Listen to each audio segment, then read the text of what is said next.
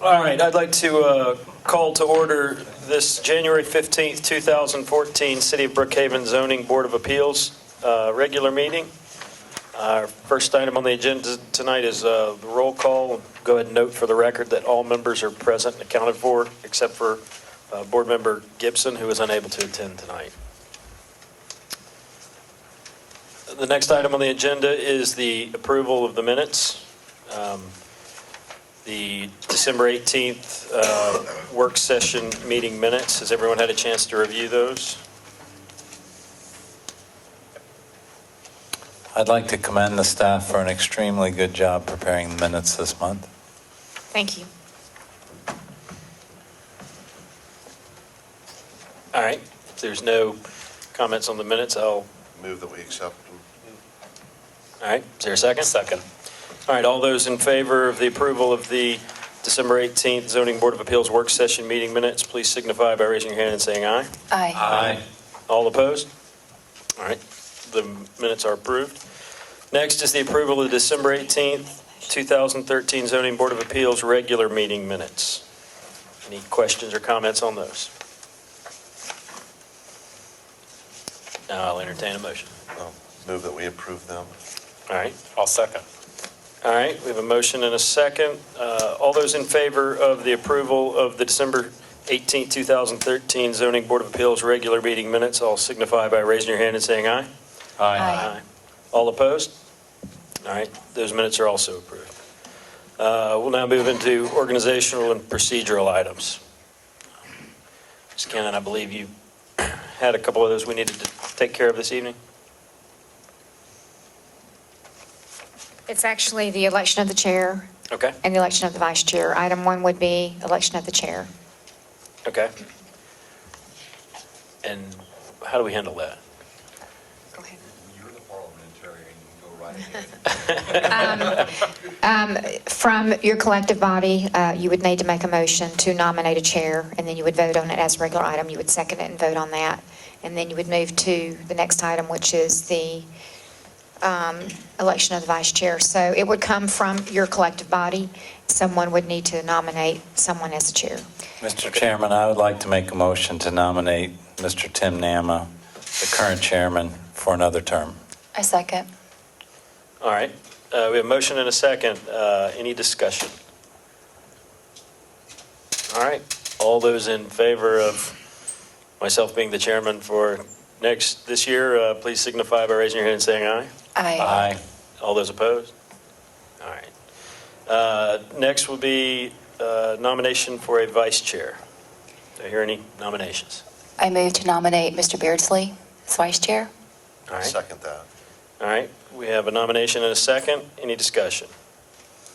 All those in favor of Mr. Beardsley being the vice chairman for this year, please signify by raising your hand and saying aye. Aye. Aye. All those opposed? All right. I think that's it for organizational and procedural items. I think you have the preamble. Oh, okay. I will go ahead and read the preamble for the Zoning Board of Appeals. The Zoning Board of Appeals is charged with the responsibility of considering special exceptions and variances to certain ordinance requirements after determining whether undue hardship exists upon an applicant based on the strict application of ordinance requirements and based on established criteria. In addition, the board has the power and duty to hear applications where it is alleged that an administrative official erred in a final order, requirement, or decision based on or made in the enforcement of the zoning ordinance. The Zoning Board of Appeals does not rezone property. The board has no authority to grant variances for use, density, or height, or to grant a variance in conflict with a conditional zoning or special land use permit. In addition, there are limitations on the board's authority to vary requirements to the sign ordinance. The board may not extend the time period for temporary outdoor, social, religious, entertainment, or recreation activity approved by the Community Development Director. Final decisions of the Zoning Board of Appeals may be appealed by petitioning the Superior Court of DeKalb County within 30 days after the decision is rendered. All right, moving on to the agenda, we'll go into unfinished business now. We do have one item on the agenda, which is ZBA 13-27, JEG Family Trust and Trop Inc., DBA Pink Pony, a variance to appeal an administrative decision concerning nonconformance at a property located at 1837 Corporate Boulevard, Brookhaven, Georgia. Mr. Chairman and Board, this is a request for a 90-day deferral for this particular appeal, which would place the item on the on the April 16th agenda. If the board sees so fit to grant the 90-day deferral, we would ask that you require the applicant to submit any updated information to the city no later than March 21st at 5 p.m. I'm not sure if the attorney is here tonight. I did indicate to her that it was not required that she be here. I did receive a phone call from her late this afternoon. I'm not sure that she's here. But we would recommend that the board grant this 90-day deferral. Okay. Seeing as how this case has already been heard and it's been deferred, we're not opening up the public hearing. There's no portion of public this. hearing required. All right, so I'll open it up to the board for any questions of staff or anyone that wanted to make a motion. I'll move to grant the request for the 90-day deferral Second. With the, with the staff recommendation that any additional information provided by the applicant should be provided no later than 5 p.m. March 21st, 2014. March 1st or 21st? March 21st. March 21st, and this is for the April 16th Yes. meeting calendar. Correct. Okay, do we have a second? Second. All right, any discussion about the motion on the floor? All right, so the motion is for deferral to the April 16th meeting, and the stipulation that any additional material needs to be submitted to community development by 5 p.m. on March 21st, 2014. All those in favor of the motion for deferral, please signify by raising your hand and saying aye. Aye. All those opposed? All right, deferral is passed. Thank you, Mr. Chairman. All right, moving into new business. Our first item on the agenda tonight is ZBA 13-50, Gaddy Survey and Design Incorporated, reduce district required lot width from 100 feet to 94 feet, property location of 3332 Breton Court, Brookhaven, Georgia. Could we go ahead and get a staff report on that? Mr. Song will present tonight. As with all cases, we do stipulate to the staff report. Okay, thank you. Thank you, Mr. Chairman. The case before you is related to subject property located at 3332 Breton Court. The applicant is requesting to reduce the minimum lot width within the R100 district from 100 feet to 94.35 feet. The purpose of the request is related to the applicant's ability to subdivide the lot, and as part of the subdivision, the lot with the existing residence would have to be brought into compliance, and that is what they're requesting through this variance. And to quickly go over the criteria, staff has made the following findings. The lot does not appear to be exceptionally narrow, shallow, or contain topographic conditions that would preclude development on site. The strict application of the requirements related to lot width would appear to prevent the owner from subdividing the parcel in a manner consistent to adjoining parcels and adjoining neighbors. Requested variance is the minimum required in order to subdivide. Request does not appear to constitute a grant of special privilege, as the lots on the block have been split to allow for separate frontages, similar to this request. Granting the variance would not be materially detrimental to the public welfare or injurious to the property in the zoning district, since each individual lot will be consistent in size to neighboring lots and also the R100 zoning district. The literal interpretation and strict application of the zoning requirements would cause undue hardship, since the owners would not be able to split their lot without a variance. The requested variance has very little to no impact on the terms of the comprehensive plan. And as stipulated in the report, staff has recommended the board vote in favor of this request and have recommended 2 conditions outlined in the staff report. Thank you. Okay, we'll go ahead and start the time for the applicant. Mr. Gaddy? My name's Frank Gaddy. I'm the owner of Gaddy Surveying Design, and I'm speaking on behalf of the owners, Steve and Joe Taper. We're requesting a lot width reduction from 100 feet to 94 feet for the existing frontage on Breton Court, so we can divide the property in the same manner that the adjoining properties have done in the past. This is a simple request, and I'll try to be brief. The 2 lots to the south of this property and the 3 lots to the north of this property have already split their double frontage lots where the original homes that face Breton Court to create new lots facing Osborne, and that's shown on the tax map below in front of me.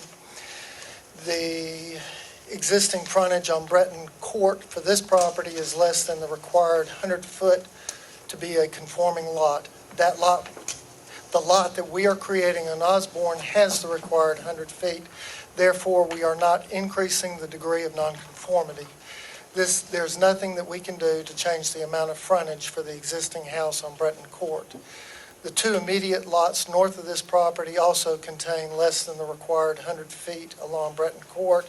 However, DeKalb County allowed the split administratively since the new lots met the standards and the existing lots did not increase the degree of nonconformity. When we met with zoning staff for the city, they wanted BOA approval for the nonconformity, and that's why we're here. The lots were in compliance with the zoning code enforced at DeKalb County at the time they were created. The code enforced when I started working in this profession in the early 80s was 100-foot width at the building line instead of 100 foot of frontage. It also was a provision in the code that 80% of the lots that were interior to the subdivision could be reduced to 90 foot in width for R100 zoning. If I remember correctly, the county changed their zoning code about 12 years ago in lieu of the 100 foot of frontage and amended it. We have letters of support from both adjoining property owners in your package. Staff has recommended approval. If you've got any questions, I and the property owner are here, and I'd like to reserve any remainder time if there's any questions or rebuttal. Okay, thank you very much. Is there anyone else present that would like to speak in favor of the application? I don't have any comment cards. Okay. We do have a couple people. Thank you. Sorry. All right. Oh, I'm sorry. You need this? Good evening, members of the board. My name is Steve Tapper, and just wanted to reiterate everything that was in the staff memo, as well as what Mr. Gaddy said. Want to try and keep this real brief. We just would respectfully request that you all approve this variance request, and we believe that otherwise there would be an undue hardship on us because we couldn't make reasonable use of a good part of our property.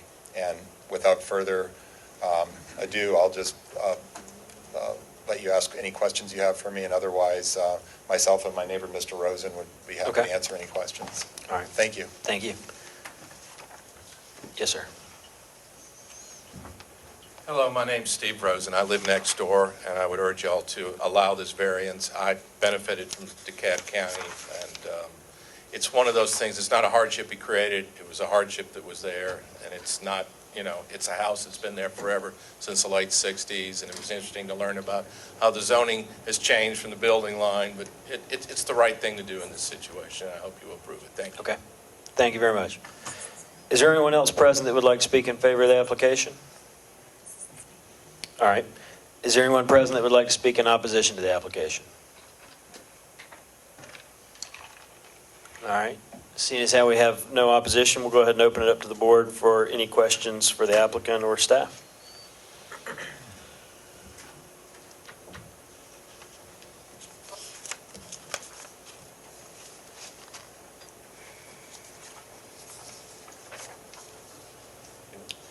If not, then I'll entertain a motion. Go for it, Warren. I'll move for approval of this variance application,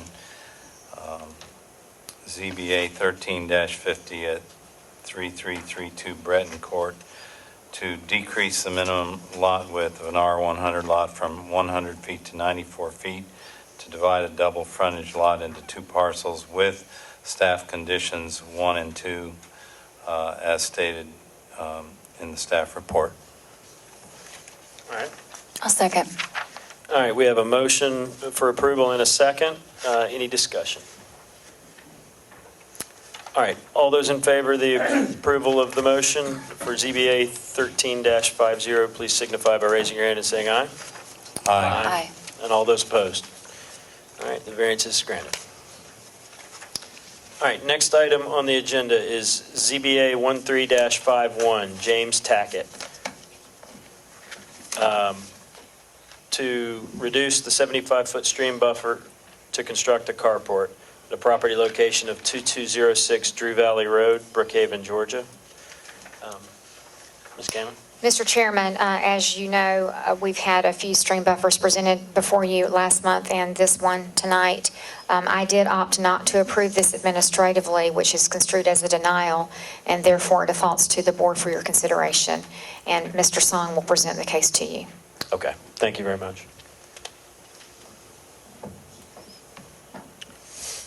The case before you is ZBA 1351. The subject property is located at 2206 Drew Valley Road. The property is currently zoned R75, and it's 0.4 acres in size. The applicant is seeking a variance to the stream buffer to effectively reduce the stream buffer from 75 feet to 25 feet. As noted in the letter of appeal provided by the applicant, an existing carport which was located within the state stream buffer was destroyed by a fallen tree. The applicant proceeded to build a new carport outside of the state buffer, but still located within the municipal buffer portion. Without a permit, they would issue a stop work order, and the applicant has come before the board with this request. The staff would note the entire house and carport would be found within the stream buffer. And to quickly go over the criteria related to the stream buffer variance requests, the applicant has noted that the new carport is set back further from the stream than the original structure, but the above factors were not elaborated, which deals with stream bank or soil stabilization, trapping or sediment and surface runoff, removal of nutrients, heavy metals, pesticides, and other pollutants from surface runoff, terrestrial habitat, food chain and mitigation corridor, buffering of flood flows, infiltration of surface runoff. However, staff feels that based upon the condition that we have included as part of this report in regards to mitigation, should be able to support the request for a larger carport that's going to be located outside the state the state portion of the stream buffer. The topography in the stream buffer do not appear to be actions of the applicant. The 75-foot stream buffer covers approximately 80% of the property, and the remaining buildable portion contains a riparian line with mature trees. Therefore, it appears that the applicant has no opportunity for any development under any design configuration unless a variance is to be granted. Based upon the physical conditions that exist on the site, it appears that the variance does not exceed the minimum necessary to afford relief to provide for the proposed carport. The nature of such request does not appear to constitute a special privilege. Given appropriate mitigation and recommended conditions, granting a variance to the stream buffer would not appear to be detrimental to the public welfare or the area. The buildable area of the lot lies almost completely within the stream buffer. Therefore, the literal interpretation and strict application of Chapter 14, which deals with the stream buffer, could cause a hardship if no alleviation to the stream buffer is granted by the board. And as stipulated in the report, staff has recommended that the board vote in favor of this request with the two conditions outlined. Thank you. Okay, thank you.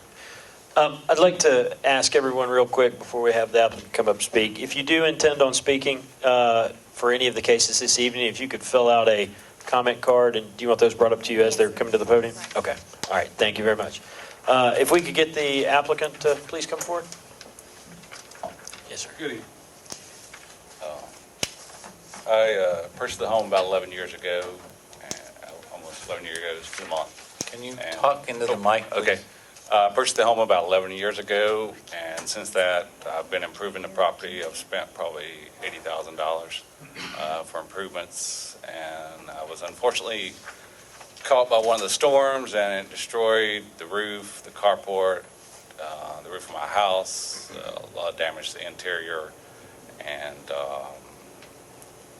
everything was mostly done except for the carport back when I did the reconstruction, and now I'm just asking to rebuild the carport. Okay. I have letters from my neighbors saying they have no opposition. If you would like those, I didn't have them in the original. Okay, give those to Ms. Cannon. Okay. Okay. All right, thank you. Is there anyone else present that would like to speak in favor of the application? All right, is there anyone present that would like to speak in opposition to the application? Yes, sir. I have a card from Mr. Porter. Okay, thank you. My name is Thomas Porter. I live at 1420 Canucci Drive. It's 4 or 5 blocks from the site that's in question now. Upon first look, it appears that this is a very reasonable application. Replace a carport destroyed by a tree. Simply, the applicant must not have realized that he needed a permit, and so there was a stop work order issued. The staff and community development has recommended your approval. Simple thing. The first thing that caught my eye, if you'll pardon that sort of quip, is that the new carport is huge. It's 24 feet by 36 feet, quite sufficient to park 4 to 6 vehicles with room left over. A parking space is nominally 8.5 by 18. In fact, the carport, as it's called, is so close in size to the original house that if you look at the original site plan, you'll see it. It was also attached to the house, as are most of the carports there. The house is nominally 1,150 square feet, and the carport is over 775% of that at 864 square feet. An allowable accessory structure is defined in section 2731 as an accessory structure means a structure detached from the principal building located on the same lot and customarily incidental and subordinate in area, extent, and purpose to the principal building or use. Again, carport's over 75% of the size of the house. That's not incidental. Applicant says, I'm just trying to replace a carport. Yet the existing and proposed site plan show the old carport was about 200 square feet, and the new one's over 4 times that size and built entirely in the stream buffer. And oh yeah, and it was built illegally without a permit, and it increases the degree of nonconformity. The city doesn't even know where it stands on stream buffers yet. The staff recommendation is approval. You put your names on every vote you cast, and I think that y'all need better recommendations. My last point is that from inception, this is legally non-conforming. The lot is too small, it's too narrow for the zoning. The house is smaller than the zoning minimum size, and the existing structures are all within the stream buffer. Sometimes properties should just remain how they start off, especially when they're non-conforming. Not everyone has the right to build huge houses and quote-unquote carports just because somebody else did somewhere else. If this application is approved, you will send a clear signal to all of Brookhaven. Go ahead and build it. If you get caught, then apply for a variance. Thank you. Thank you, Mr. Porter. Is there anyone else present that would like to speak in opposition to the application? Okay. Does the applicant has reserved time for rebuttal? Okay. You're welcome to come forward and offer any rebuttal. Mr. Chairman, would you like to see these letters? That would be great if you Okay. could pass those around, please.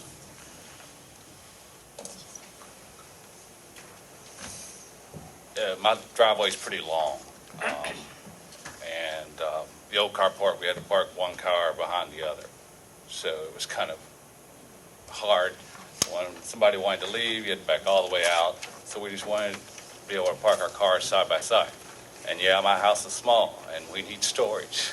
So I wanted to be able to have a place for extra storage. So that's why it's larger. Okay. All right. Thank you very much. All right, we'll go ahead and close the public hearing portion on this item and open it up to the board for discussion or questions.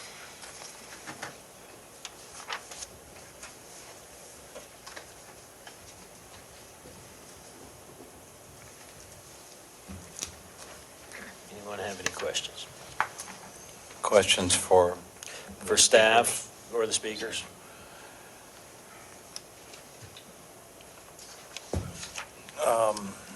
I have a question. As far as questions to the speakers, the public hearing is closed.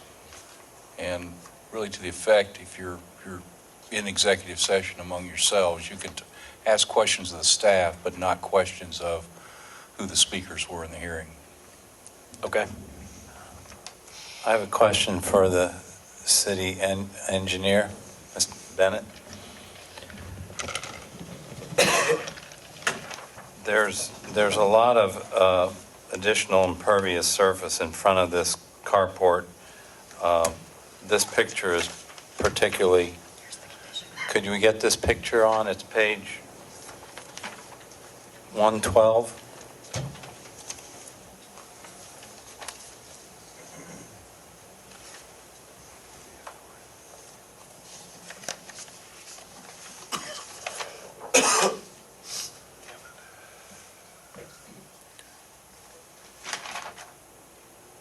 You know, I've seen a lot of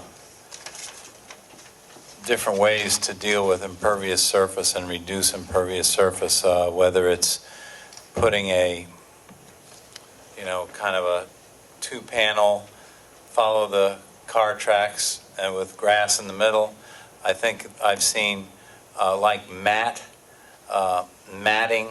to firm up the soil, but with holes in it that actually grass grows through that still is fine to drive over, and even when the soil is damp.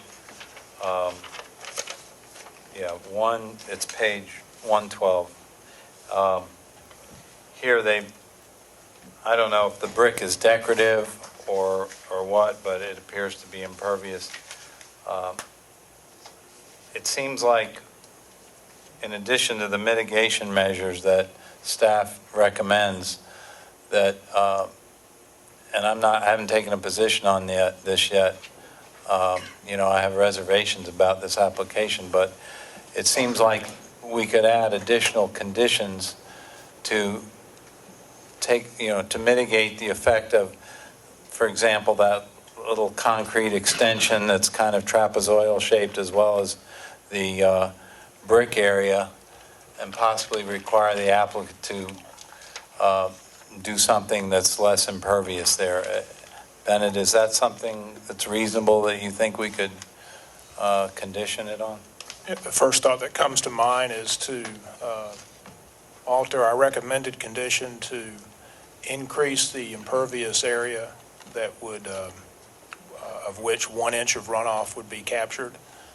The condition we recommended was to have what you might call a best management practice that would capture 1 inch of runoff from the area of the carport footprint, an area equivalent to the carport footprint, in a manner in which that volume would either evaporate, infiltrate, or dissipate through evapotranspiration, which basically is plants taking it up. That area could be increased, is the first thought that comes to mind, to encompass a larger area from which the runoff would be generated.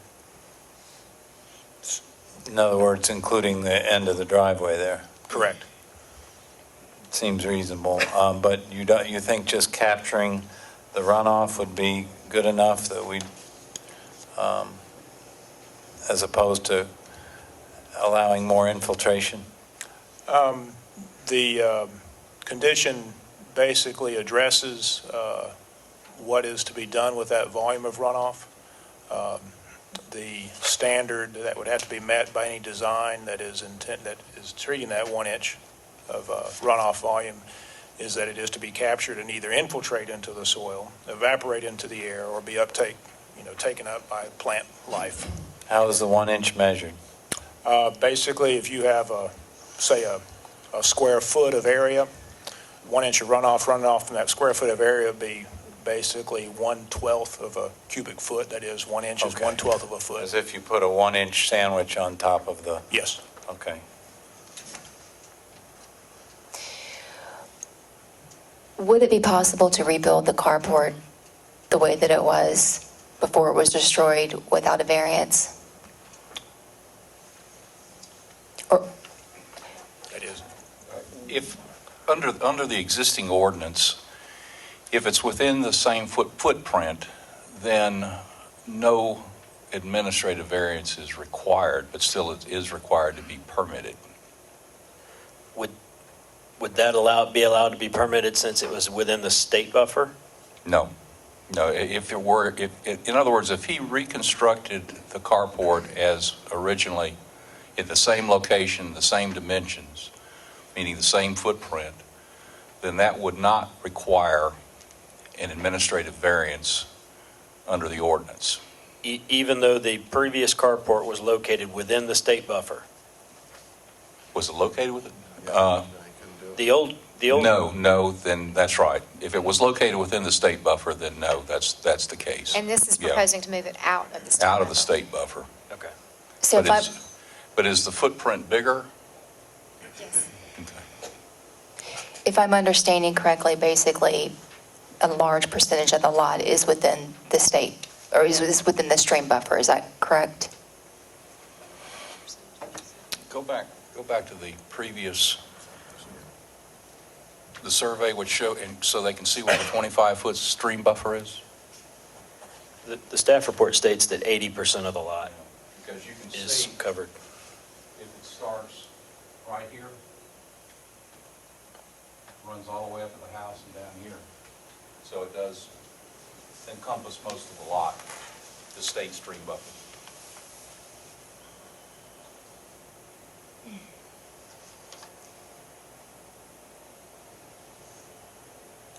It appears the driveway was extended as well as the carport being constructed, and if this had been applied for, Ms. Cannon, in advance, would the city have taken into consideration the design of the driveway, the materials used, et cetera? Well, we would look at the lot coverage proposed, and we would have to look at the request on its face, and we would come to the same conclusion now, and that is, it's a request for variance in the stream buffer, that you're moving it out of the stream buffer.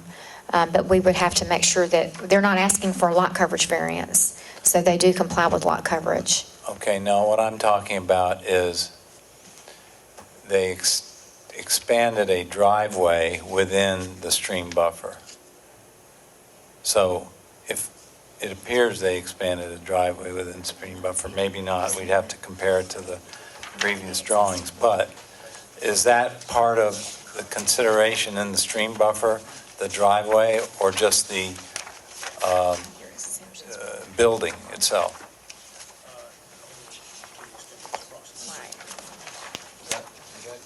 No, I understand what you're saying. I think the fact that, I think what Mr. Beardsley is getting at is there was driveway that was built inside the 25-foot state buffer that we can't grant any variance for.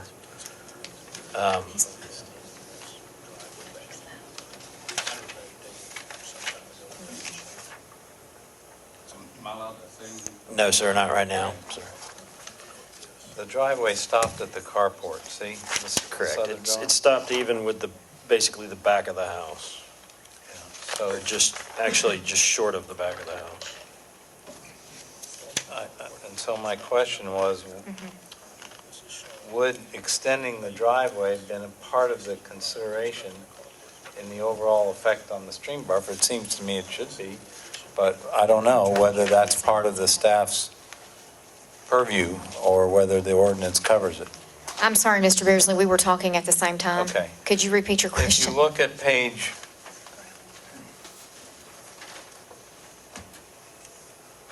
117 is the previous survey.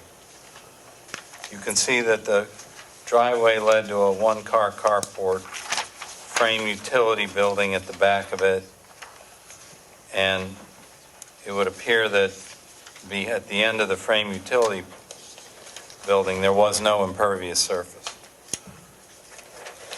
There's a rock patio that goes around, but directly behind the carport. So if you look at the changes that were taken, let's say question one, does somebody need a building permit to extend a driveway within the stream buffer absent building a carport? If all they'd wanted to do was extend the driveway the way they did, would that require a permit? Yes, it would require a permit, Okay. because you're encroaching in that area, yes. So to build a driveway in the stream buffer would take a permit? Yes. Yes. Okay. Mr. Beardsley, if I could just quickly mention, your observation is correct, but if you look at the original survey, it was completed in 2003. The survey that's been submitted to us as part of this variance was completed November of 2013. So there is a gap within that 10 years. To the best of our knowledge, when we went out to the site as part of this request, the brick drive was existing. The extension of the driveway that you're referring to is existing based upon what we have determined from a site visit. So exactly when did that occur? I mean, the applicant could answer that for us. I don't believe it was done within the time frame of when the city incorporated. So you suspect that the only new construction during the city of Brookhaven? To the best of our knowledge, what we noticed as part of that stop work order was for that carport. So when Okay. you're saying pre-existing, you're talking about prior to the damage to the initial, or to the original carport? Well, I don't know if it goes that far back. Pre-existing, I'm referring to the extension of the brick drive and the extension of the driveway itself. It's really hard to say when that came into play, when that was constructed. But as you can see, there is a gap of 10 years from one survey that the applicant submitted that showed the prior conditions of the property to what we received as part of the variance request. I guess the way I look at this, and this is to address to my fellow board members, is that we have three choices. We can approve the variance as the staff recommends. We can deny the variance completely, or we can add conditions and approve it. It is an extensive intrusion into the stream buffer, and it just strikes me that there could be measures the owner could take, it'd be a little costly, but, to decrease the impact, decrease the amount of runoff, improve the mitigation, and maybe it involve tearing out, some part of this brick area or the extension of the concrete pad. But I think, personally, I'd like to see us consider a compromise somewhere in that area, just add some mitigating characteristics. And, us not being engineers, it could be that maybe the thing to do is defer this and let the applicant go back and come up with some more proposals on mitigation. That's all I'm going to say. Mr. Beardsley, given my past history with the board as it relates to stream buffers, I feel I should weigh in here, because I know you guys are all wondering where I stand on this. It strikes me, comparing the two surveys, that the existing concrete drive was not extended. What has been extended is the brick portion leading to the new carport. It also strikes me that the applicant did not have the option to rebuild the carport in the existing location. So their only option to have a carport was to move it outside of the existing drive, at which point they had to have something where they can drive on under the rules of Brookhaven. They would have to have some kind of impervious surface where they could drive across to get to the carport. Okay. I feel the applicant has done what in my mind is the best option for an impervious surface. Outside of pouring, they could have poured a whole slab in there, and they didn't. They used some pervious pavers that, when I visited the site, did not appear to be mortared in, but rather just kind of compacted in, Sanded in, pavers. yeah. I do feel that perhaps Mr. White's suggestion of some additional mitigation, it's very much in line with where I've stood on previous stream buffer issues. I'm not opposed to the additional mitigation at all, but I don't feel that the applicant had any other option but to rebuild the carport where they did. The additional size of the carport is not a concern for me because the lot coverage is still only at, I believe, 26%, and provided the mitigation accounts for the additional impermeable surface of that brick paved area and the additional size of the carport, I really don't see an issue with this one.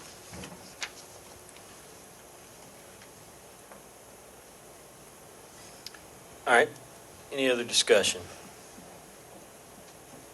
If not, I'll entertain a motion. Well, I guess I do have a question, I'm Okay. sorry.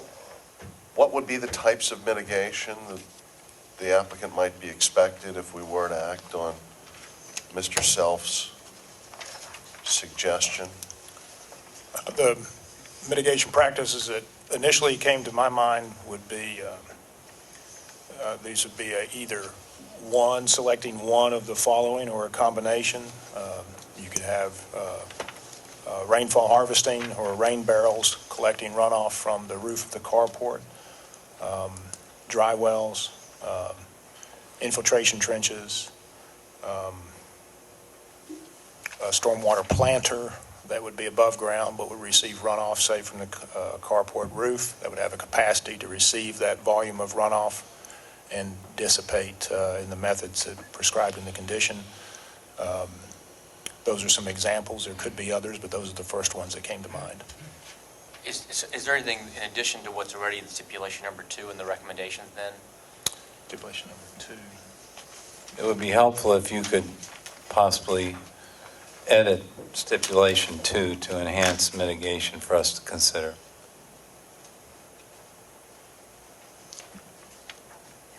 Would you add, make it 1.5 inches? Would you add not just the carport runoff, but part of the driveway, something like that? I know one of you voiced a concern about the additional, the brick area. So one possibility. There are others. You could increase the area in which you would be capturing the 1 inch of runoff to include the carport plus the brick area.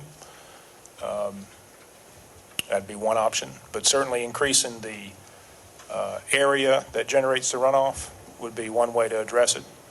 And then it's quantifiable. We can verify it when a design is submitted.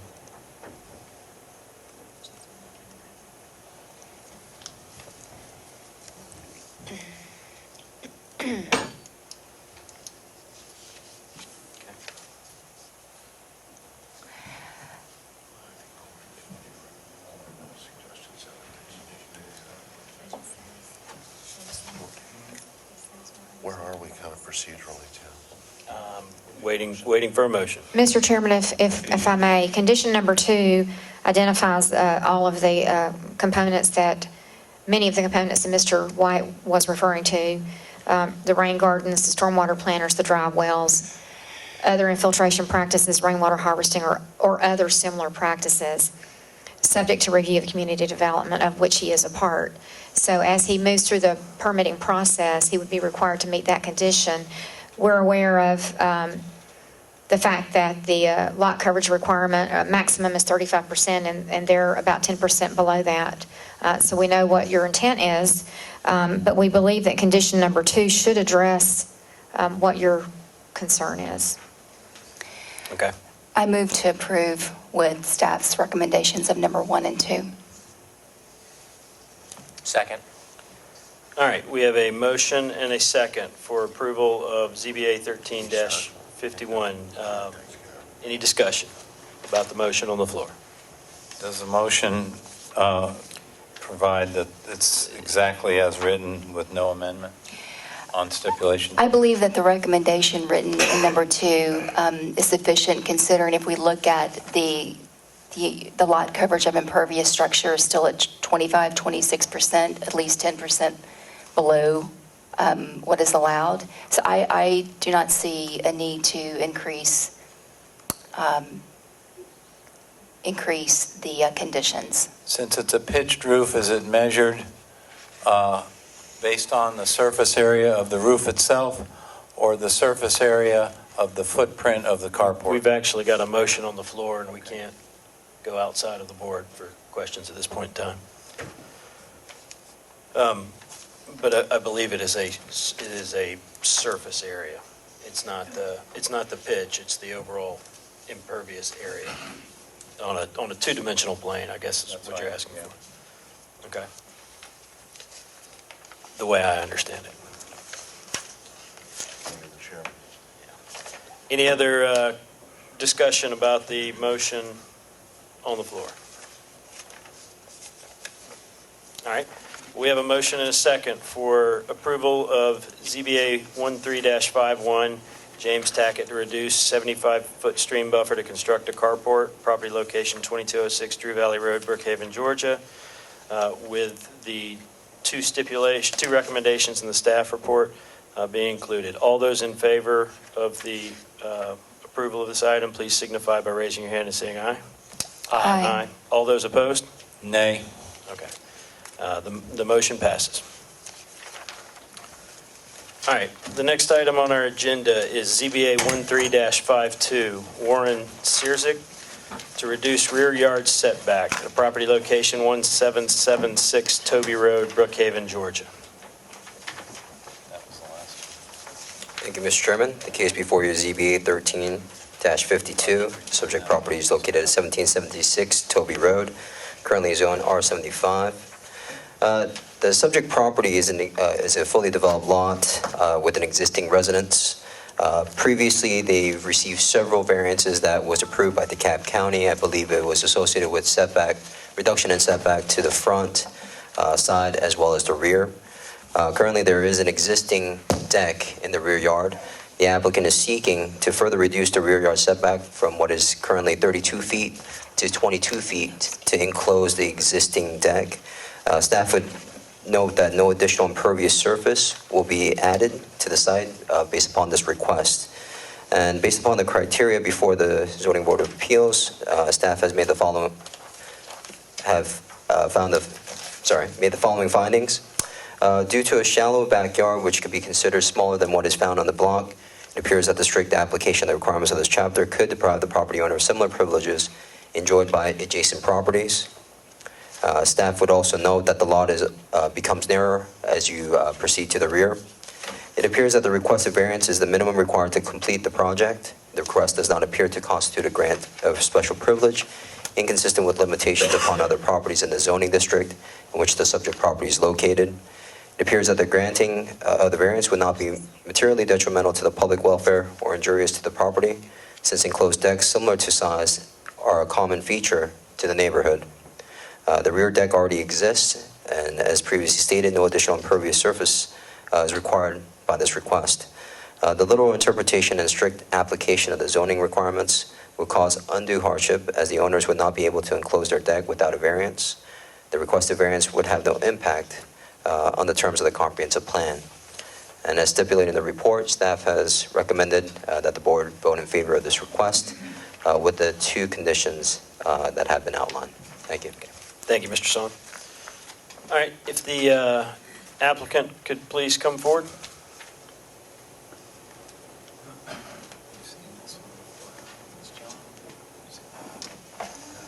And we do know that you have correspondence that we received in your package. Yes, thank you.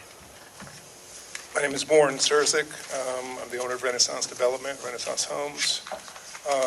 I am here today to just request a variance on an existing back deck to enclose it for a screen porch.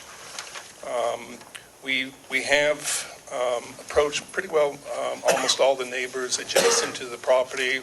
We have two signatures on file and a third one coming, basically no opposition to enclosing the back porch.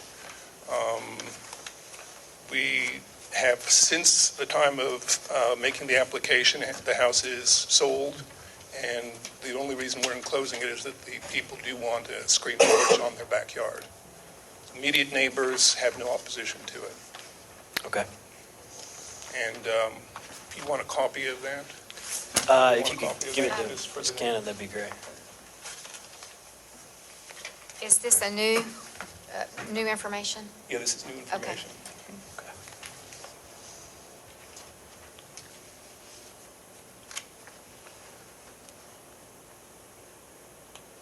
Okay. All right. Is there anyone else present that would like to speak in favor of the application? Is there anyone present that would like to speak in opposition to the application? I have one comment card from Thomas Porter. Okay. Members of the board, my name is still Thomas Porter. This property is not the life savings of some homeowner. It was purchased in 2012 for under $200,000, and the original structure has been either obliterated or adulterated to the point where it's unrecognizable, and the last I saw it was on the market for $730,000. The builder and the applicant have already started off with front yard, side yard, rear yard variances that were granted by DeKalb. And now they want a variance for a variance. I just think it is disingenuous to keep coming back for variances, and I don't know what the limit is. The community development staff recommends approval, but it's impossible to give credence to their statement supporting point 3 is the rear deck already exists, so there's no additional impervious surface.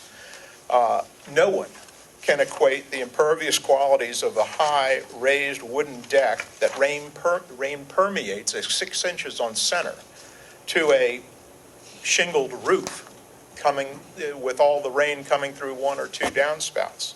I mean, it just defies all logic. And the item number 4 that sort of governs your behavior states that the granting must be the result of undue and unnecessary hardship, not merely impose a casual discretionary inconvenience upon the applicant.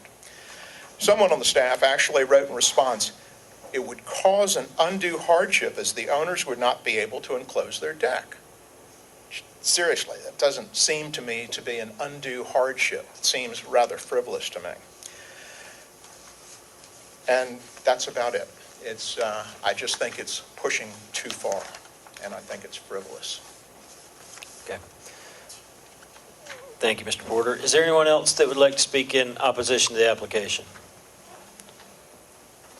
All right. Would the applicant like time to, your reserved time for rebuttal? Thank you, Ms. Cowan. Just a quick point.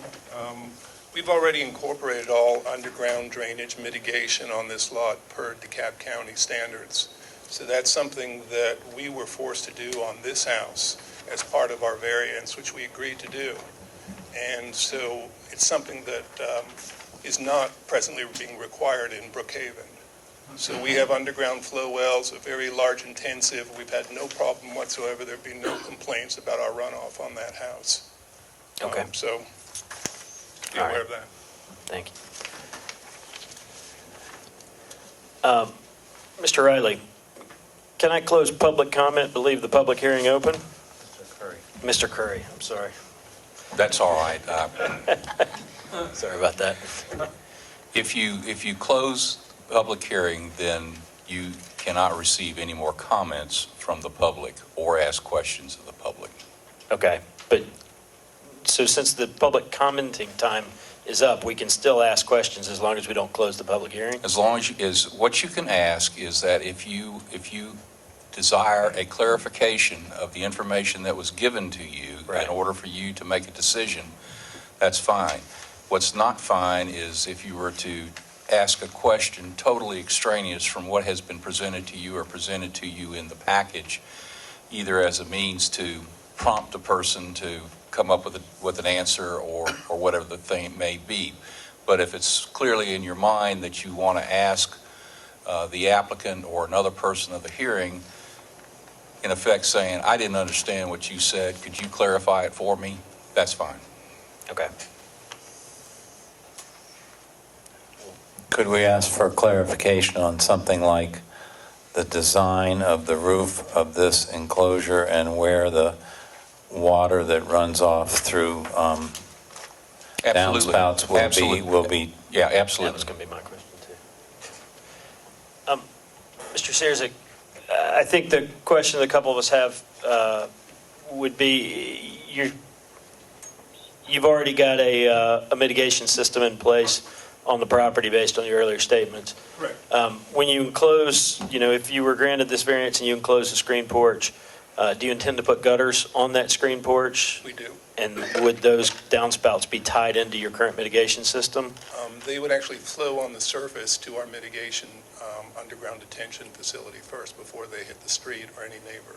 Okay. I couldn't hear the answer. They flow into our underground drainage system that we have, a series of, I think there's 10 flow wells, if I remember correctly. So we have 10 flow wells underground with a large 57 gravel backing to it. So this would surface runoff, no runoff to any neighbor before it hits the street. It goes into our mitigation system and then is overflow to the street.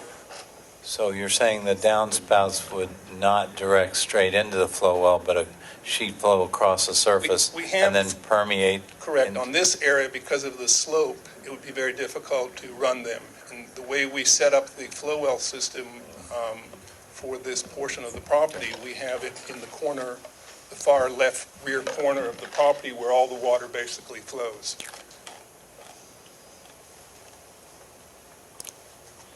Okay. I think that answered my question. So is it tied into the existing system? It would not be tied, well, it would flow into the existing system. And since you're not increasing the impervious coverage because it's going to go over the existing deck that's there now, there wouldn't be a need to resize the system because it was already sized initially to include the deck square footage. Does that make sense? Yeah. Okay.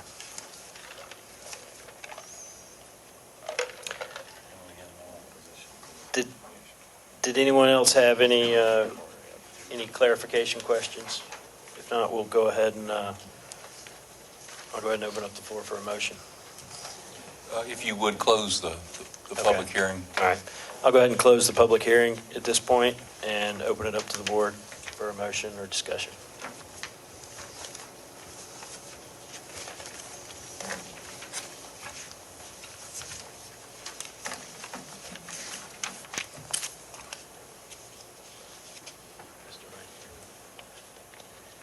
Would anyone like to make a motion? Make a motion to pass on ZBA 1353 with staff, with the two staff recommendations. It's actually 1352. I'm sorry, 1352. Okay. Do I hear a second? I'll second that. Okay. So we have a motion and a second for approval of ZBA 13-52, Warren Searsick, to reduce rear yard setback, property location 1776 Toby Road, Brookhaven, Georgia, with the condition of the two recommendations included in the staff report. Any discussion about the motion in front of us? I do. With regards to the staff recommendation, we received a letter from some neighbors asking about the height restriction. Am I to presume that that's covered in the other, that will be taken care of in the other code requirements, correct? Yes, we cannot make any decisions regarding height, but there are height limitations in the zoning ordinance that would have to be followed. Okay. Thank you. So they haven't pulled the permit for this? Yeah, they can't pull a permit unless granted a variance. No, and we did add an additional condition, even though it's required to put them on notice if they need a building permit. Okay. Thank you. All right. If there's no other discussion, we'll go ahead and vote. All those in favor of the approval of ZBA 13-52 with the two conditions in the staff report, please signify by raising your hand and saying aye. Aye. Aye. All those opposed? All right, the variance is granted. I'm going to go ahead and pass the gavel for the next item over to the Vice Chairman Beardsley due to the fact that I own a parcel of land adjacent to the parcel that's coming up on the next case. So I will recuse myself.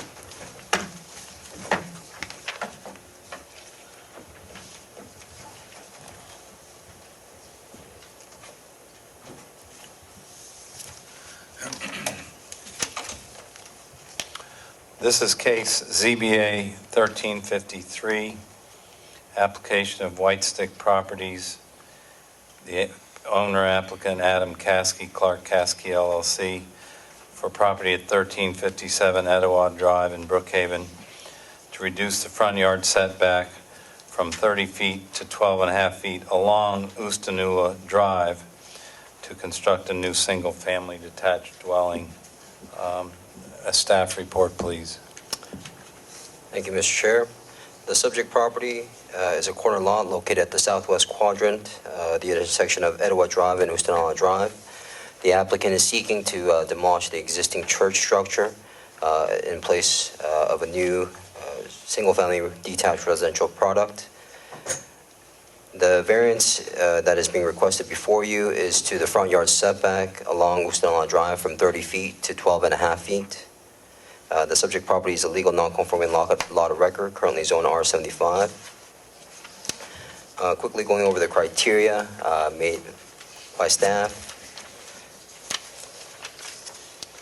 The narrowness and shape of the lot were not created by the owner or applicant, but rather inherited with the purchase of the property. Strict application of this chapter to exceptionally narrow lot would deprive the property owner of the rights and privileges enjoyed by other property owners in the area of the same zoning district. It may hinder building of a comparable home consistent in size and form with existing dwellings found in the area. The property located at 1458 Etowah Drive, which is directly north of the subject property. The existing home currently maintains an 8.1 foot setback from Oostanala Drive. The requested variance does not appear to constitute a special privilege, as the request would not go beyond the minimum necessary to afford relief. The proposed residential dwelling would be set back approximately 3 feet further off the right-of-way than the existing church structure. Subject property would maintain a larger setback from Oostanala Drive than other existing corner lots that you would find along this segment of Oostanala Drive from Cartacay Drive and Canucci Drive. Granting the setback variance will not be materially detrimental or injurious to the surrounding properties or to the zoning district. The proposed home would appear to be developed consistent with the shape, form, and orientation, similar to existing corner lot developments found in the area. The literal interpretation and strict application of the applicable provisions or requirements of this chapter would cause undue and unnecessary hardship, as the property, a legal non-conforming lot of record, would be unbuildable without granting of this variance. The requested setback variance supports a use that is consistent with the terms of the comprehensive plan, and as stipulated in this report, staff has recommended the board vote in favor of this request with the conditions that have been outlined in the report. Thank you. Thank you, Mr. Song. Anything else from staff on this, Ms. Cannon? No, sir. I think you have some speakers, but we do have some comments that you received, and also an additional, the comment was received from someone who proposes to speak. Okay. Was there any other late coming correspondence on this that we need to note? I believe you have a hard copy of a letter received January 13th that may not have been attached to the web package. The letter from Mr. James Poulos? Correct, and we passed those out to you earlier this evening, Right, and he has completed a speaker card. We have all those. All of you. us have a copy of that letter. Thank you. Okay. I will open the comment period for the applicant and others in favor. Please proceed, Mr. Caskey. Good evening. I do have a printout of the site plan, if it's okay if I pass that. And it shows a color depiction I'd like to present to the board. And then also it has a letter on the back that I'll discuss in just 1 second.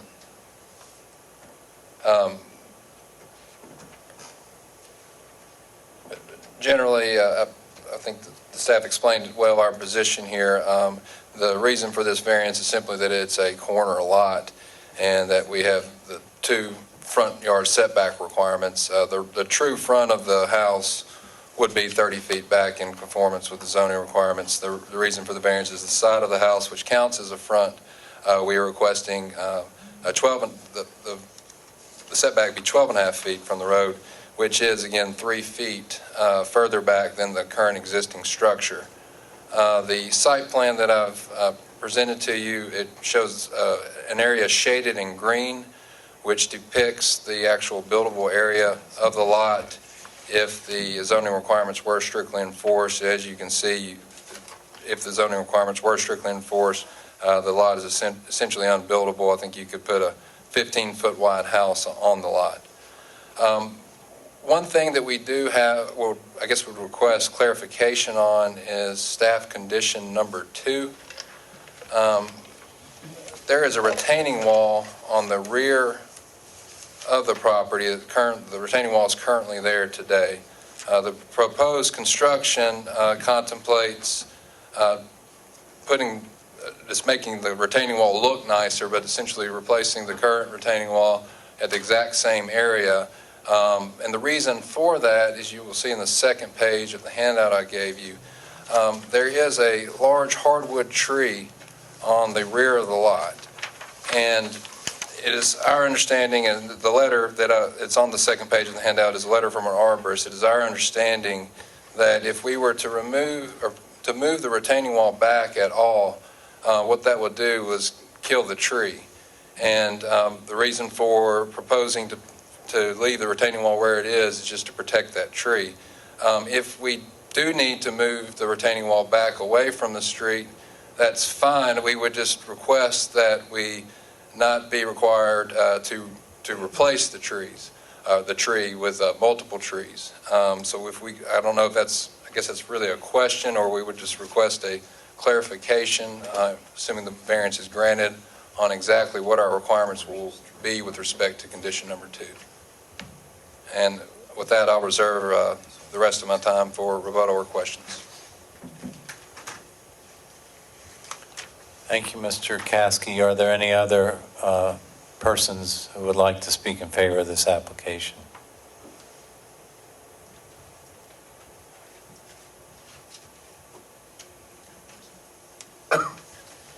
Good evening. My name is Jeff Mueller. I live on Houston Olive Drive, probably a couple hundred feet from this site, and I'll keep it very brief. I think the application is fairly simple. Currently, there is an unoccupied or unused church on the lot. I'm not really a big fan of that in the neighborhood.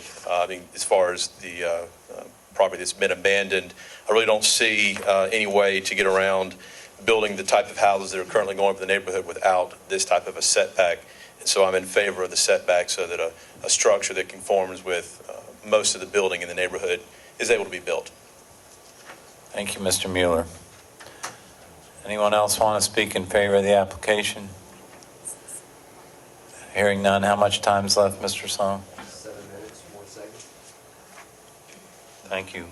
Okay, who would like to speak in opposition to the application? Ms. Cannon, do we have? I have one speaker card, Jim Poulos. Okay. Good evening. My name is Jim Poulos. My wife, Carol Kemker, is also here in the audience. We are the homeowners of the property at 2464 Houston Olive Drive, which is immediately adjacent to the south side of the subject property. While we agree with the staff's assessment that this variance would permit development consistent with the other lots in the neighborhood, and while we recognize that the recommended setback is slightly further off the right-of-way than the previous structure, as noted in the variance application dated December 2nd, we do not agree with the applicant's statement in their application that our view will actually be enhanced due to the fact that the proposed new home will be located 3 feet further back.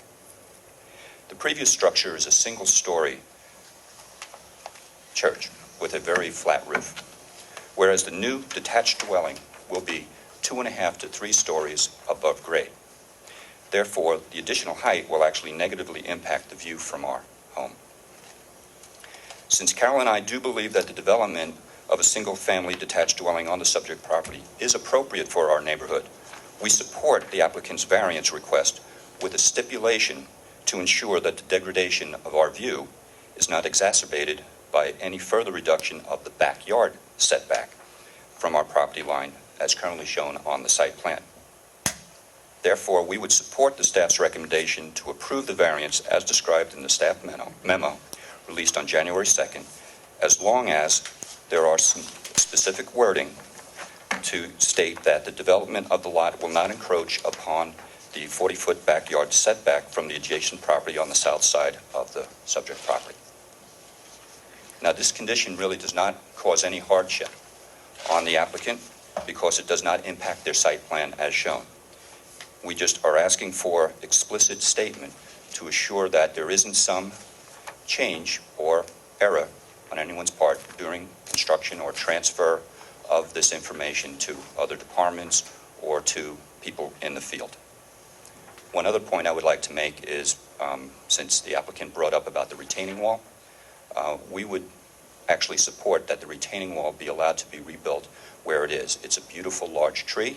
I think it's more important that we save the tree than to force them to move the retaining wall further back off of the street. Thank you, Mr. Poulos.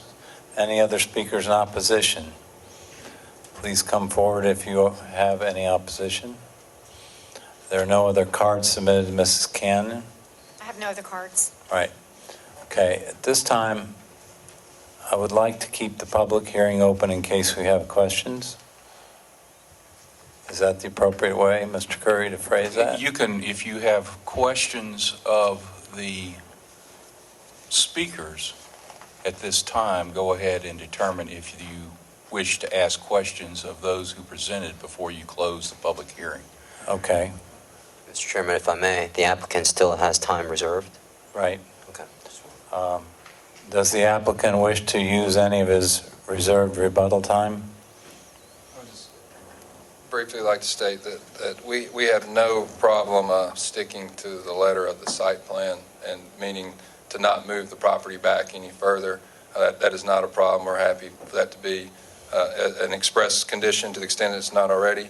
And again, we're trying to save the tree, and this retaining wall issue is essential to keeping it in the area. I think we can move it back a little bit, slightly, but not very much, based on what we've been told with the root structure. So again, we would just like clarification on that issue and exactly what is required of us. Our concern, Mr. Caskey, could be that the retaining wall is off the property and in the right-of-way. Well, we can pull it inside the right-of-way, but we... You mean inside the property line? Property line, I'm sorry, but inside the property line, but I don't believe we can pull it in any further without impacting the root structure. So you would agree to condition this on moving the retaining wall to stay within the property line and no longer encroach in the right-of-way? Yes, that's fine, and again, we would like some protection in case the tree is damaged, that we're not in a situation where we're obligated to replace the tree 1.5 times over. Because again, the proposed retaining wall, what we're proposing doesn't move the retaining wall, it puts it back where it is today. It just makes it more aesthetically pleasing. And so that's the reason why we would like clarification on that issue, because messing with the retaining wall location too much, I think we have a little wiggle room to get inside the property line. But I guess it's still even possible that moving it back would impact the root structure, and again, the tree could be harmed. Thank you, Mr. Caskey. Staff, do you have a response to the situation with moving the retaining wall and impacting the tree root system? Mr. Chairman, let's close the public hearing before we have these.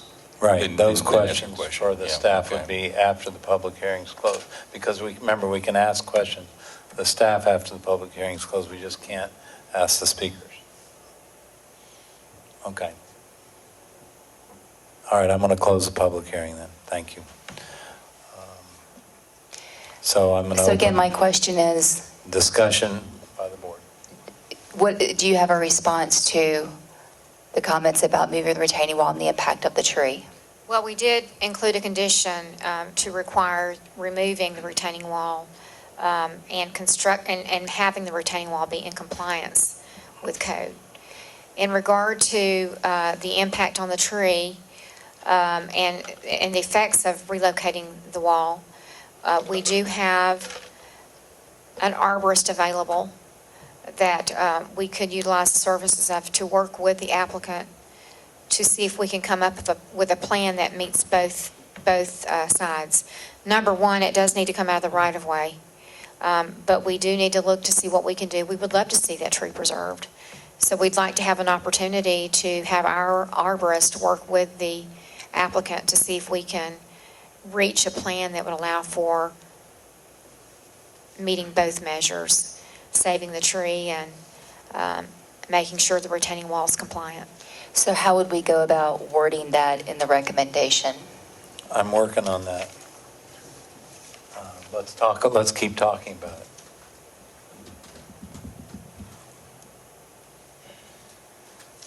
I've got A, moving the portion of the wall out of the right-of-way to which staff feels strongly and the applicant did not object. I've got 2, any reconstruction of the retaining wall would be compliant with the requirements of the zoning ordinance, similar to what's there. So that would be reconstructing only the part that's removed. How would staff feel about that? In other words, there hasn't been any objection to the part of the retaining wall that's perpendicular to Ustanula that is within the boundary of the property. And that could also affect the tree negatively. So can we Well- leave that one alone? Well, we're asking for the wall to be compliant. And what we'd like to do is have the opportunity to work with the applicant and our arborist to come up with a plan to allow for preservation of the tree and have a compliant wall.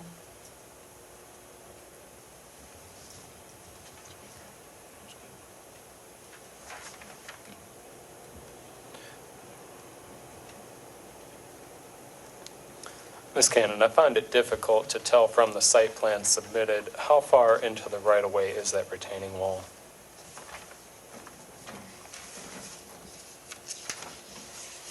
Give me just 1 second.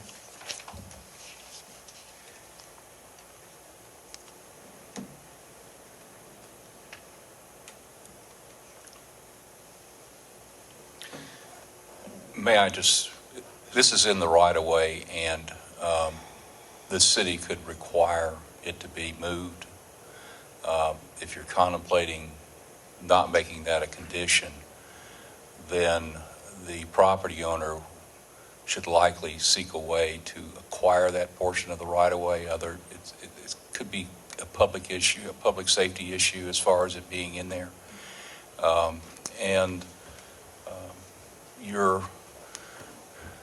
I frankly don't think you have the authority to permit it to be in the right-of-way if the city chooses to move it back. I'm proposing, well, I think we're considering requiring that, moving it out of the right-of-way as a condition.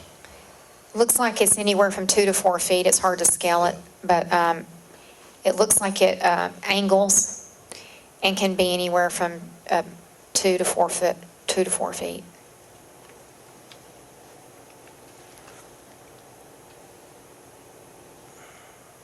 What do you believe needs to be done to the right, or to the, I'm sorry, what do you think needs to be done with regard to the retaining wall that's within the property line? As far as being able to make it compliant and as far as being all it able to has to- save the tree? Well, I think everyone's objective is to try to save the tree. But in order to be compliant, what do you believe? How is it deficient? We need to ask how tall it is, if we can ask the property owner. All of that in connection with the permitting of the construction of the residence, that would be part of the permitting process. If the wall happens to be, or if they're going to rebuild the existing wall or change it, then your ordinance allows 4 feet without coming for another variance for you to consider. That's really not the issue tonight. Well, we've got a condition that says remove and reconstruct the retaining wall. Just the portion that's on the right-of-way. Yeah, you're right, but it would have to be compliant. And if for whatever reason that wall is more than 4 feet tall, then they would have to come back here to seek a variance for you to approve that. And the plan indicates replace and architecturally treat the wall, so that's the reason for indicating that the wall needs to be compliant. they're also talking about replacing the wall on their plan.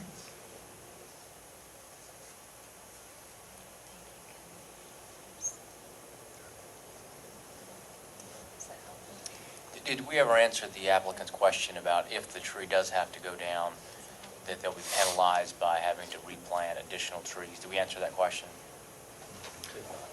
You did not answer the question. The tree ordinance requires a replacement of trees. And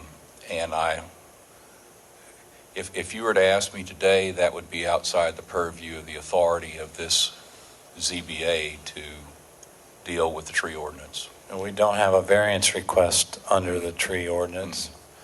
And I think we can make conditions about preserving trees, but not what ifs as to, what if that tree can't be saved? I would like to make a comment responding to Mr. Poulos's presentation. As you heard, the applicant stated that they wouldn't change or do anything to go into the 40-foot setback adjacent to his yard. He can't. That would require a variance. He's not asking for that variance. And so, there is that protection there. Nothing could be done in that 40-foot. However, there is a little deck protrusion into the 40-foot, and that's permissible under our ordinance, Mr. Poulos. So that deck is not a non-compliant factor. So, we've heard you, we considered all of your concerns, and we feel like we are addressing them. Any other comments?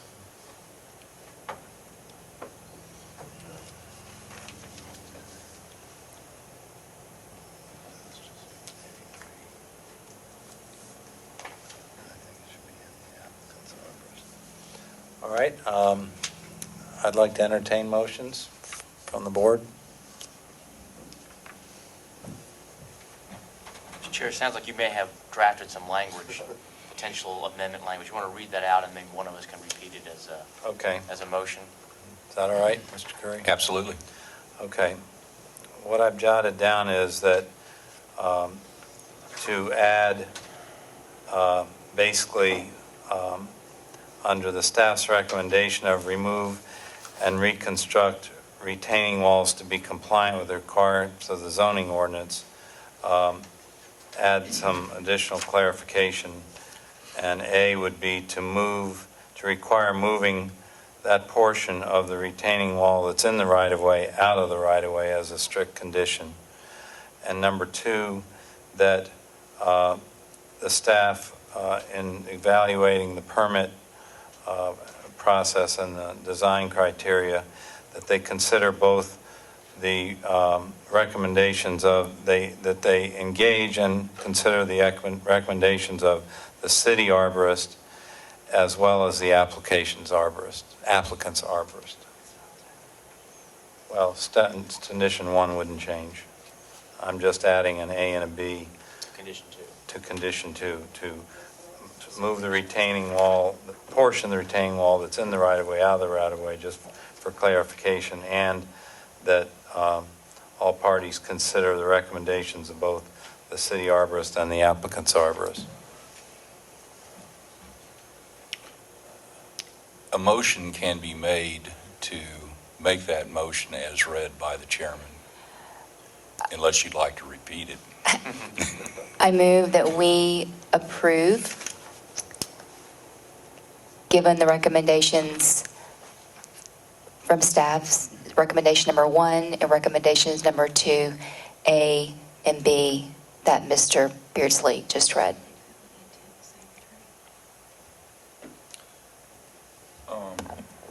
Well, they've talked about consulting both arborists, so that's really with the intent, that's why they're doing it. That's good. Do I hear a second? Do I need to say that? I second. Okay, the motion's been made and seconded, so we'll now vote on the motion. Let's make sure. ZBA 1353. Yeah. ZBA 1353, to reduce the front yard setback from 30 feet to 12 feet along Houstonula Drive to construct a single-family detached dwelling with the staff recommendations as modified in the motion. All in favor, say aye. Aye. All opposed? Hearing none, it carries. How many voted aye? 4? 5. Everybody did? Okay. 5. I'm sorry. 5. I didn't see Mr. Byers' hand raised up. 5 in favor, no opposition, 0 against. Thank you. We'll take a 1-minute recess while we bring in Mr. Nammon.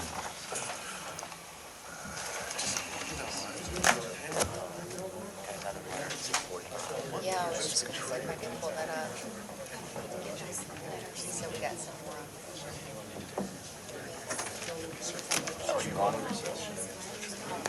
Yeah, right there. Okay. I'd like to make a motion for a recess for comfort break. Second. Is there any opposition? Thank you. Carries. Somebody sprint to the door.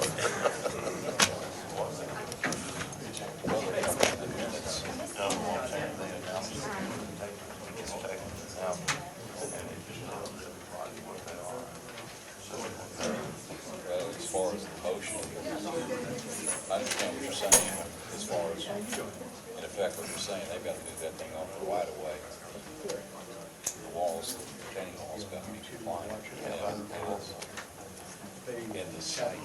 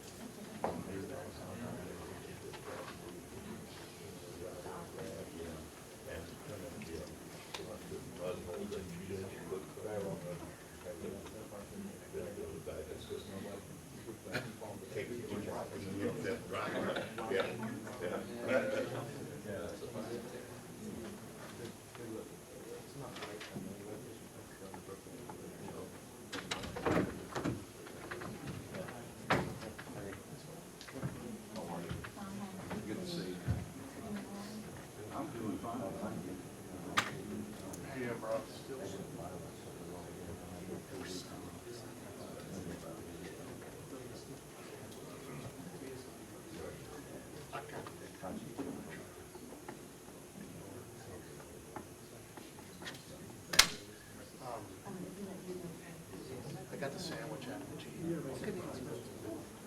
Because it was, I probably could eat it. Because it was so cold.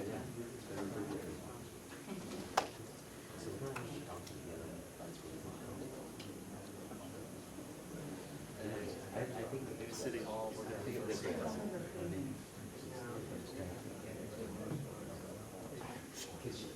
Absolutely not. No, absolutely. I mean, you got to just make a business case for it. For real.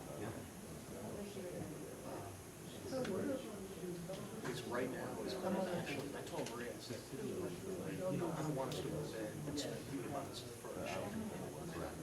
I want us to get in And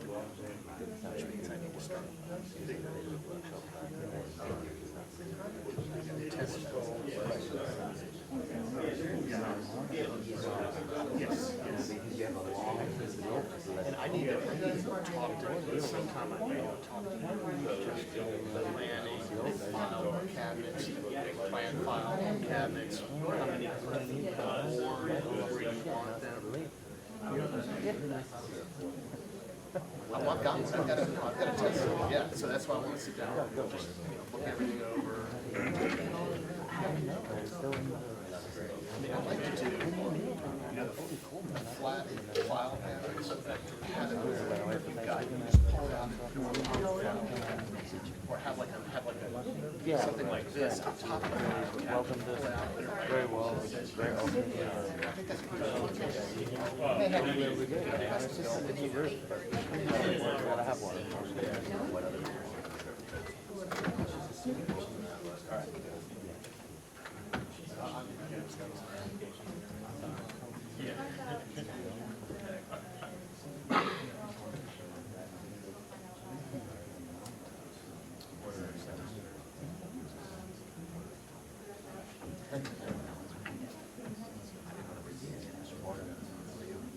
Good, how are you?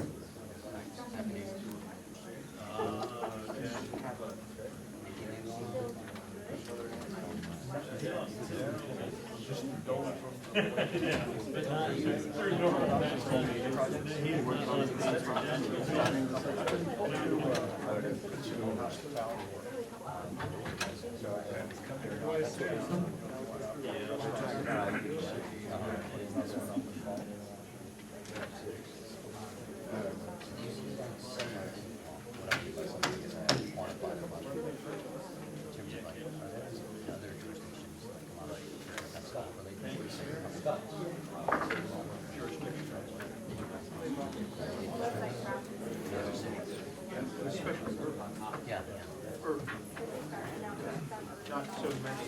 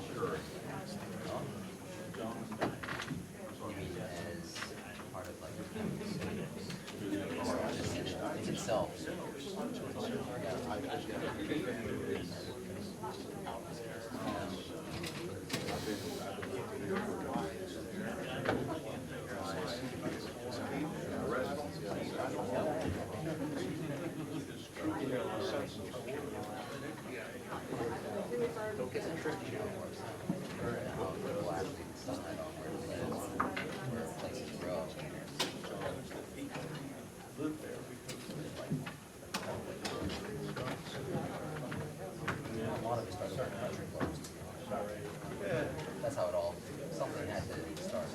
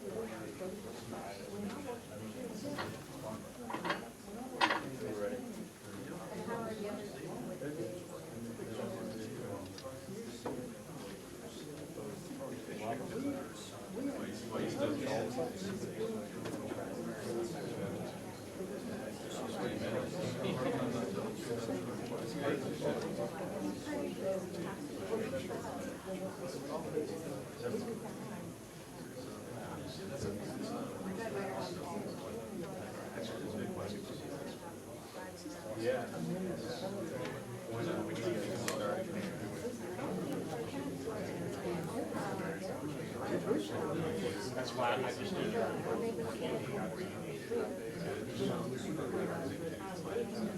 Yeah, our new council.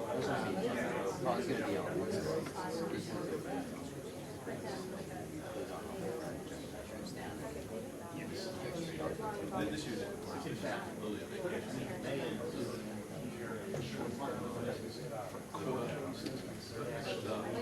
Better resolution, so there is a business case for it. Do something.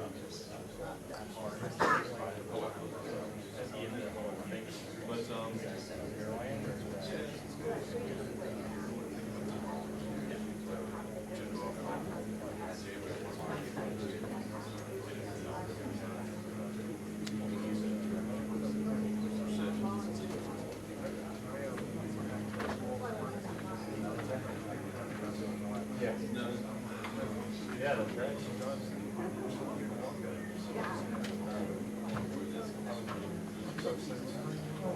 Okay.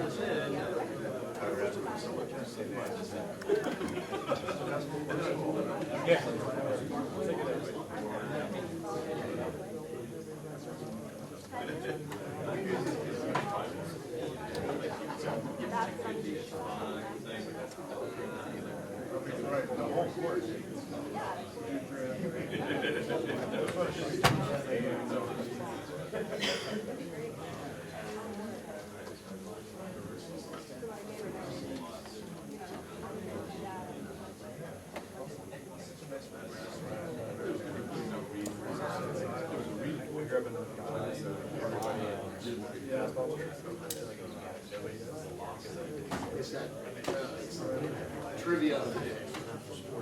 That was like criteria. Flat area.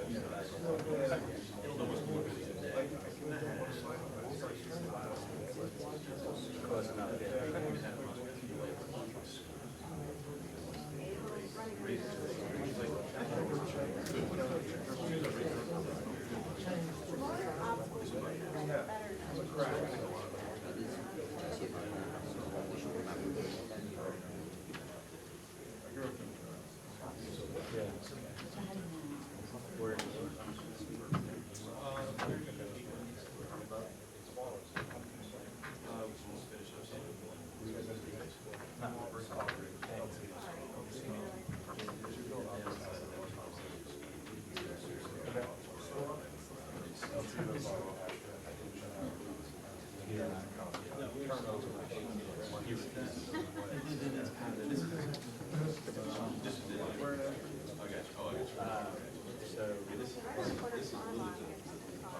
So like a view between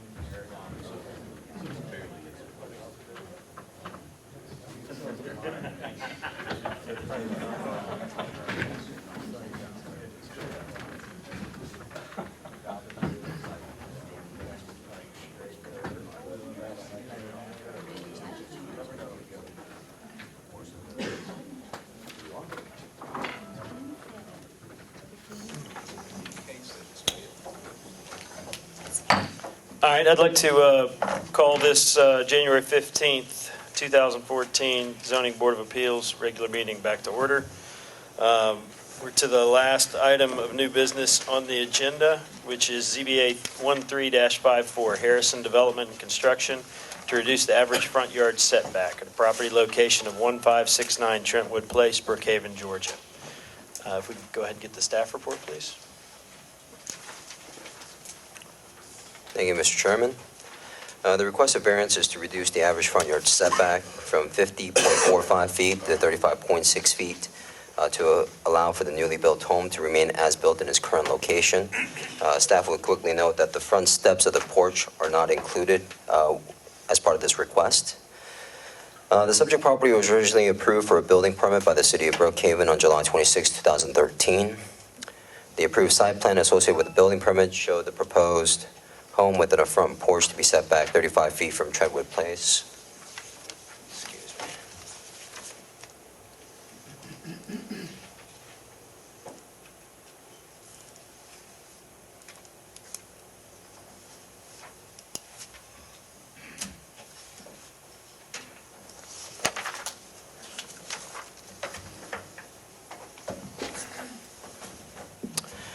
In November, a complaint was received by the Community Development Department in regards to the requirements of an average front yard setback being applied to the subject property. The department re-reviewed the approved building permit and determined that the building permit was approved and issued in error, as the applicant's site plan did not identify the average front yard setback. On December 16, 2013, the department issued a stop work order on the property. And as of December 20, 2013, the applicant submitted for this variance request. The applicant's request for a variance seeks to maintain the current constructed location, which results in a 14.85-foot reduction from the average front yard setback of 50.45. Evident from the applicant's submitted Trentwood Place Street survey, staff has found that 39% of the homes on Trentwood Place would currently exhibit a front yard setback closer than 39 feet. Of which 6 of the 11 homes, approximately 54.5%, maintain a setback of 36 feet or closer. 10 homes, again, approximately 36% of the 28 total homes fronting along Trentwood Place, maintain front yard setbacks that range from 50 to 52.7 feet at as farthest distance from the property lines. The applicant would portray that a fairly even, based upon the survey that's been submitted by the applicant, the survey would portray that a fairly even distribution and diversification of front yard setbacks exist along Trentwood Place. Going over the criteria as found by staff, although the issues related to the front yard average setback can be argued that it was created by the owner applicant, it should be noted that the applicant had acquired a permit from the city. The strict application of the requirements of this chapter related to the front yard setback averaging could deprive the property owner of similar privileges enjoyed by nearby properties, considering that 39% of homes fronting on Trentwood Place have a front yard setback less than 39 feet. And of those homes, approximately 54.5% maintain a front yard setback of 36 feet or less. The requested setback of 35.6 feet would be greater than the minimum front yard setback required in the R75 zoning district of 30 feet for local and collector roads. Therefore, relief from the strict application of this chapter would not detract from the existing streetscape and setback diversification exhibited along Trentwood Place. The request appears to be the minimum required to afford relief. The nature of the request does not appear to grant any special privilege, as the front yard setback encroachment would maintain consistency with the minimum front yard setback requirement established in the R75 zoning district and with existing setbacks found along Trentwood Place. Additionally, the constructed dwelling on the subject property may appear to be of a larger building mass when compared to immediately adjoining homes, but when compared to the overall context of both old and newly constructed homes on Trentwood Place, the home exhibits an orientation to the road that does not appear to be out of character with the neighborhood. It appears that granting of the setback reduction as requested would not be materially detrimental to the public welfare or injurious to the property or improvements in the zoning district, as many of the homes on Trentwood Place maintain a similar setback as the subject property. Furthermore, 71% of residents from Trentwood Place, including the adjoining neighbor to the west of the property, have signed a letter of support supporting the applicant's request. Conditioning the site to remove the existing steps would help to incorporate the steps into the overall design of the front porch would help to ensure that the residential structure and accessory features do not extend closer to the road than 35.6 feet as requested by the applicant. On July 26, as previously stated, the applicant received a building permit from the city with an approved site plan showing the house setback at 35 feet from Trentwood Place. Leading up to the issuance of the stop work order, the applicant had constructed the home in compliance with the approved site plan. Considering that the construction of the home is near completion, the strict application of the requirements of this chapter may cause undue hardship to the applicant if the requested variance was not approved by requiring the applicant to replace or move the home, or to partially, if not completely, tear down the constructed dwelling. Staff has found the requested variance would have no impact on the terms of the comprehensive plan. And as stipulated in the report, staff has recommended the board vote in favor of this variance request for reduction of the average front yard setback with the 2 conditions that have been provided in the report. Thank you. Okay. Mr. Song, would you read the conditions into the record? As stated, there are 2 conditions. Condition number 1, it states development of the lot shall occur in accordance with the average setback exhibit submitted in the Community Development Department on December 20th, 2013, with the exception of the steps. As you can see, that's referring to that document that's up on the projection screen. Condition number 2, it states the front steps shall be redesigned to be incorporated into the overall porch design. The applicant must submit a revised site plan demonstrating that the entire residential dwelling, inclusive of the redesigned porch, is not located closer than 35.6 feet from the front property line. The revised site plan will be subject to the review and approval of the Community Development Director prior to issuance of a revised building permit. Thanks. Thank you.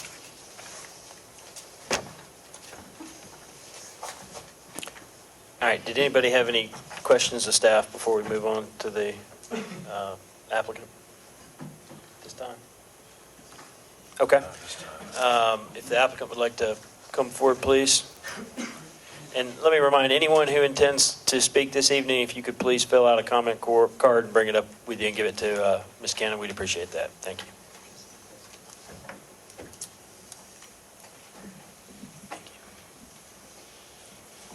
Good evening. I'm Scott Hudson with Harrison Development, and I'm here tonight as the applicant, as the builder, and also as a neighbor and resident of the city of Brookhaven. Thank you for your time. I want to cut to the chase and go right to the matter at hand, as the house has already been constructed and has been built, approximately 95% to completion. I think I can support the fact that the house sits well and fits well on the street. I can do that both objectively and subjectively. Objectively and statistically, Ben went over some of the numbers, but 44.6 feet is the average front setback of all homes on Trentwood Place. 41.3 feet is the average of the new homes on Trentwood Place. Furthermore, 11 of the homes on Trentwood Place have a setback of less than 40 feet. As mentioned, the current setback of the house as constructed is 35.6 feet. Subjectively, harder to measure, but I think the support that we've received for the variance is indicative of the fact that the house does sit well on the street. We were able to meet many neighbors on Trentwood Place, and 100% of the people that we met supported the variance.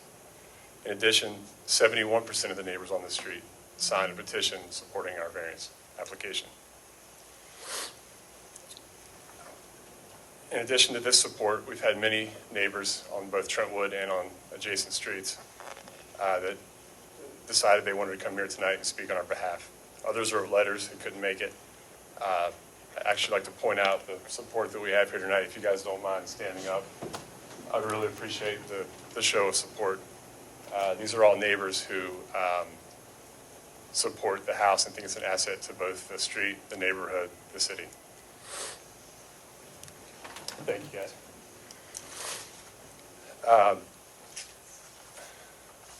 I also want to dive into the issue of hardship a little bit.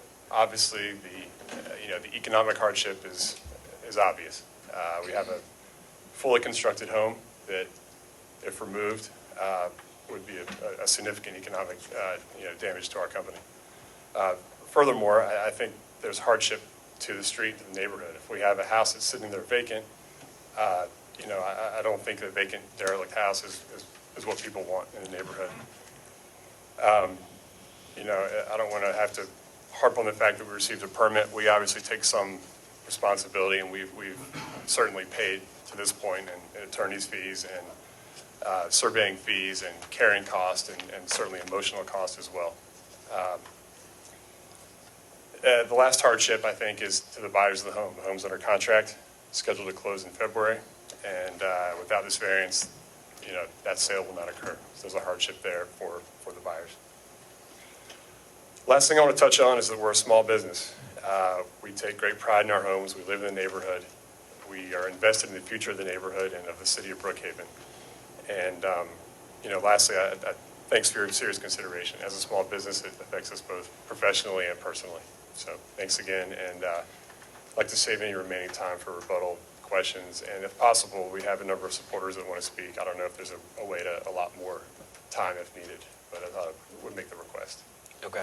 Thank you. Thank you. All right, is there anyone else that would like to speak in favor of the application at this time with the minutes on hand? Okay. Hey, my name is Jamie Dickens. My wife, Sarah, and I, we actually live on Trentwood Place, across the street and adjacent. So we're like one or two houses down, I believe. And we wanted to come here and speak to you guys on their behalf because we really love our neighborhood. We know our neighbors up and down Trentwood Place. We take pride in our street. We really do. And we have no problem with this house at all. We do not think that it compromises the integrity or the look of our street. We think it fits in great with not only the existing homes like the ones that we live in, built in the 50s, but also with the new builds that are being built. And we're very excited about having this house on our street, not only from a look perspective, but a property value perspective as it is. Now, it's important to note that I don't know them. I just kind of have known them secondarily through, neighbors or friends of the Hudson Builder, Harrison Hudson Builders on the street.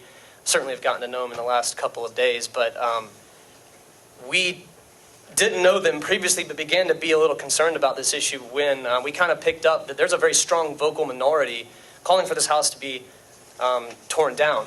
And so I wanted just to come and speak not only for my wife and I, but for our street, Kelly and Arthur, Adrian and Karen, John and Rachel, the Smiths, I think, up the way, Ms. Rebecca over here on the left. I'm going to run out of names, but I could keep going. That we like this house, and we want this house on our street. And if you were to go and ask, you would hear the same opinion. I think there's another thing that some of us are concerned about, and that is the issue of fairness. I believe, and as we understand, they built this house with a permit. I know there's some extenuating circumstances, but nevertheless built the house with a permit and now are in a position of potentially having to tear that down. And if that happens, that could ruin a company, and they're not just a company, they're neighbors, they're our neighbors, they're Brookhaven, residents. And so we were just really concerned about that because I think if you get to know them and you get to know their company and the way that they do business, I think they are the kind of people and they are the kind of company that make Brookhaven a great place to live and a place that we love to live. And so we're just really hoping that you will work with them because I know that we were one of the neighbors, the next door neighbor to the house that they're proposing, we're talking about. She asked, well, didn't they give them permission to build? Isn't it their liability? And, someone explained that the government is not liable. I do hope that we will take responsibility, though, in finding a middle ground or some common ground to go forward with this project that works with the neighborhood, but also works with a family and a company that is really important to Brookhaven. So, thanks, guys. Thank you. Is there anyone else who would like to speak in favor of the application? Nicholas Brown. Okay. My name is Nicholas Brown. I'm a resident of Brookhaven, Ashford Park at 2818 North Thompson Road. I'm also a real estate professional whose primary focus is new construction projects in Brookhaven. I've known Mr. Hudson, the applicant, for a little over 5 years. He's both a personal friend and a long-standing business associate. I act as Mr. Hudson's sales and marketing partner through the real estate brokerage Beecham & Company. Mr. Hudson is a long-time resident of Brookhaven and has been for the last 5 years. Mr. Hudson's business is focused primarily on the enhancement of Brookhaven, employment to the area, and the construction of first-class homes for Brookhaven residents.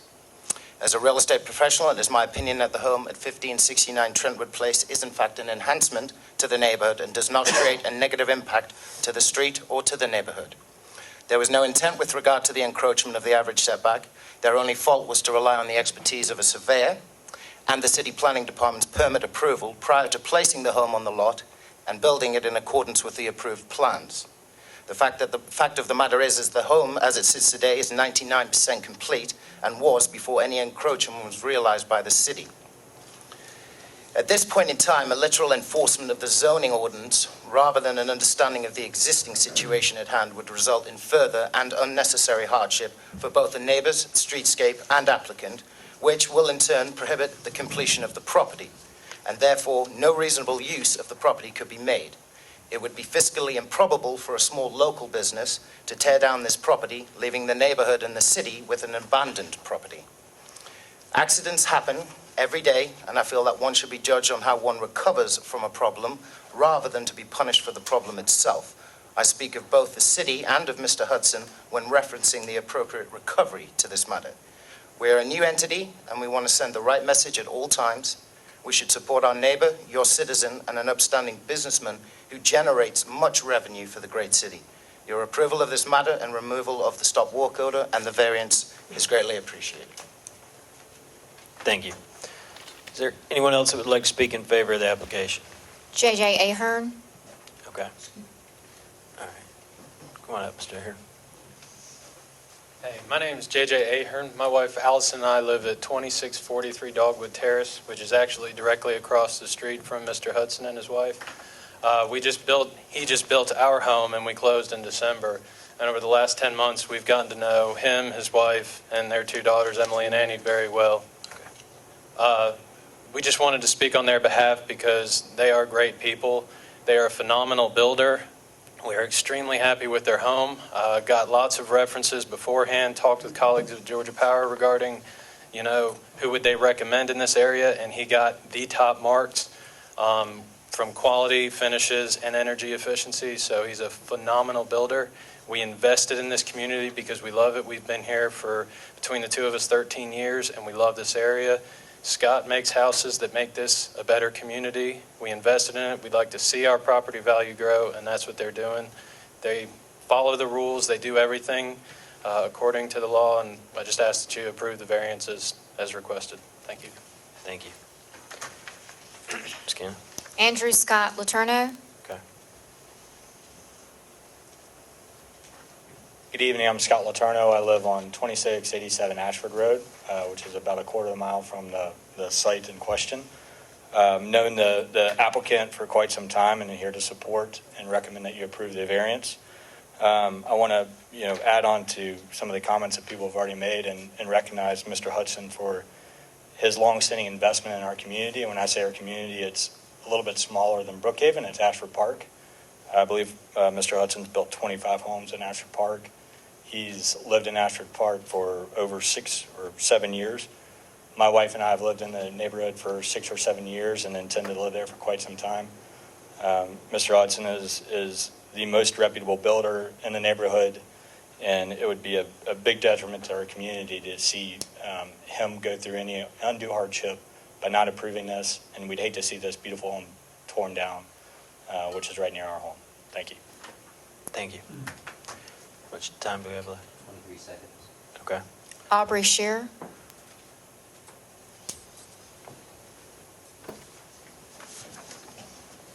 Hello. Yes, sir. Good evening. My name is Aubrey Scher. I live on 2711 North Thompson Road, just around the corner from the Trentwood Place. I've been living in Ashford Park for almost 9 years, and I built my home with Harrison Development about 3 years ago. I've known Mr. Hudson for almost 4 years. I don't think this lot changes the landscape of the neighborhood at all. I believe the house resembles the adjacent homes and does not stand out as an anomaly in any way. My experience with Harrison Development has been wonderful. I believe. Okay. All right. Thank you very much. All right. We'll go ahead and call for anyone to speak in opposition to the application. Please come forward. I think we should consider extending the. All right. Do we need to do I'd like that to- at this point, or would we finish out the first? You should do it at this point. Okay. I'd like to make a motion to give the applicant 5 extra minutes. Okay. For anyone in favor of the application, 5 extra minutes? Right. That would have. Both sides. 5 minutes on both sides. Do I hear a second?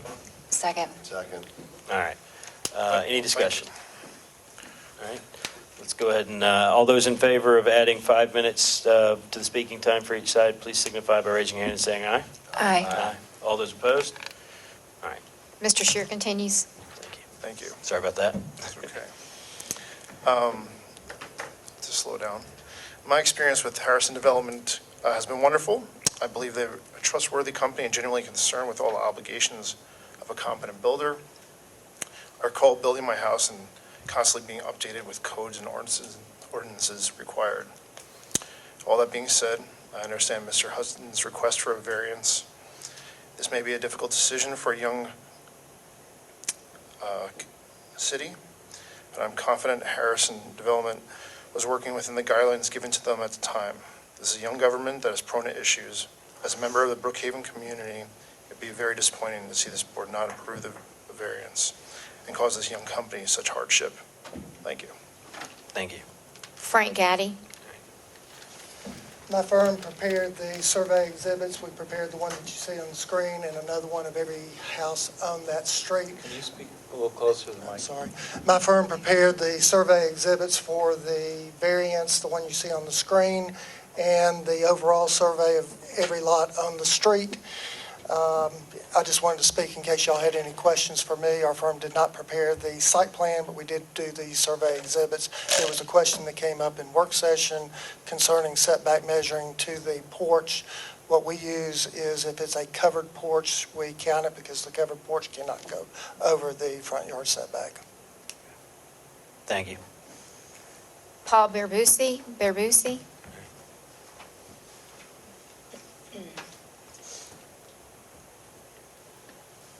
Good evening. My name is Paul Birbisi. I am a property owner at 2802 Ashford Road, currently in construction of a residence that is affected by the similar application of the average adjacent setback ordinance or interpretation of it. I wanted to support the applicant in his request for this variance. He is in a similar situation to us in as much as he counted on the applicant to submit his site plan to the city, went through the proper due diligence channels with the city planning department, and operated in good faith against the execution of a building permit. Similar to our situation, believe that failure to grant the applicant this variance does not recognize the fact that he has operated in good faith against a permit issued to him by the city of Brookhaven. And I would support this, or recommend this board support his request for a variance. Thank you. Thank you. Anyone else? I did. Oh. Okay. Oh. John Dickens. All right. I'll be brief. I think my comments would be similar to what a lot of has already been said. I'm definitely in support of variance, and I think where I tend to want to focus is are we doing the right or wrong thing here? I think as many people have mentioned, a permit was issued. Of course, there were some, I think, mistakes or some miscommunications on both sides, but a permit was issued. A company that is important to the neighborhood, that builds great homes in the neighborhood. It's a family company, a small business that lives in the neighborhood, is committed to the neighborhood. I've been in the neighborhood for 10 years. We started off in a small home and built a house 5 years ago, and we're committed long-term to the neighborhood. And it just would be a shame, in my eyes, to see what somebody mentioned as the vocal minority who's complaining about an issue that obviously is not an issue for the people on the street, with 70+% of the residents on the street supporting the house as it is, to cause a hardship for the buyers, the builder, and go against something that's really not an issue for the street. And I think it is these kind of moments for us to see are defining moments, and sometimes there needs to be room for grace and for what's right and wrong in a situation, and in looking at the picture in a full view. So I fully support it, and I'm proud to have these folks in our neighborhood. I'm proud to have the Hudsons in the neighborhood, the Harrison company in the neighborhood developing houses and continuing to make Ashford Park specifically a place that fits all kinds of families, whether it's in the 1950s homes or new homes. So thank you. Thank you. I have no other comment cards in favor. Okay. Do we have any time to reserve for the applicant? 1 minute, 2 seconds. Okay. All right, we'll go ahead and reserve that for the applicant for any rebuttal. See, Mr. Mayor would like to speak in opposition to the application. We'll go ahead and start the clock on that. I have, sure. Ronnie Mayer. I'm Ronnie Mayer, acting president of the Ashford Park Homeowners Association. This has nothing to do with the builder. He's a great builder. Nothing to do with the real estate agents. It's to do with setting precedents. Like the man said earlier, you sign your names to the piece of paper tonight. It's setting precedents of what you do. while all y'all young guys were in college, and then you got married and you're looking for a house to build in a great neighborhood. It's old gray-headed guys like Ronnie Mayer for the last 25, 30 years that have went to every DeKalb County zoning meeting to keep Ashford Park how it is today. Instead of hodgepodge, one house here, this, that, and the other, it's nothing to do with the builder. The builder builds a great home, a beautiful home. I'm proud to have him rebuilding homes in Brookhaven. A great real estate agent. These are great neighbors. We'd love to see y'all involved in more Ashford Park things. But over the years, it's people like me who made Ashford Park what it is. It's not hodgepodge of houses like Linwood Park, Brookhaven Fields, Brookhaven Heights, one house this way, one this way. The houses are all in line, whether they're 33 feet on one side or 40 feet on one side. But the builders way back then, they built them even with the arch of the road in line. There's 4 new houses, and you can look from the front yard of this new house how all the old houses all wrap around except for this one. I think the city needs to man up and go against the company who they hired in the beginning to sign off on this. That's what I think. But the city instead wants the neighbors to have to sue the city to have it. And if there's any time left over, I'm going to save time for that. The next speaker card is Thomas Porter. Okay.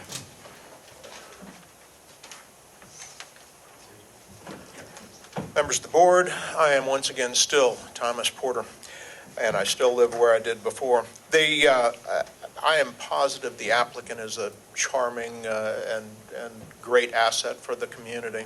I am just horribly embarrassed about the performance of the city here, and that's the only reason why I came here tonight, was to get on record how embarrassing and how disgusted I am with the way that this has all come down. And what happens is y'all become the unwillingly drawn into participants in this thing. And it's a shame all the way around. This is the only situation I think you run across in life where there are no winners, 0 winners. The applicant is already suffering. Ashford Park will suffer. Everybody suffers. Everybody suffers. This is terrible. I would like to point out one thing, and that was an omission by Mr. Song when he was giving the summary. And that is the first line of the response to number 1, which is that variance and variances have to have all 5 points met. The very first line that he did not read is the subject property does not exhibit any issues related to exceptional narrowness, shallowness, or shape of the lot. Once you say that, you know that you have not met the conditions of number 1. And I personally don't believe that y'all can even vote on, or that your vote is appropriately effective in this case.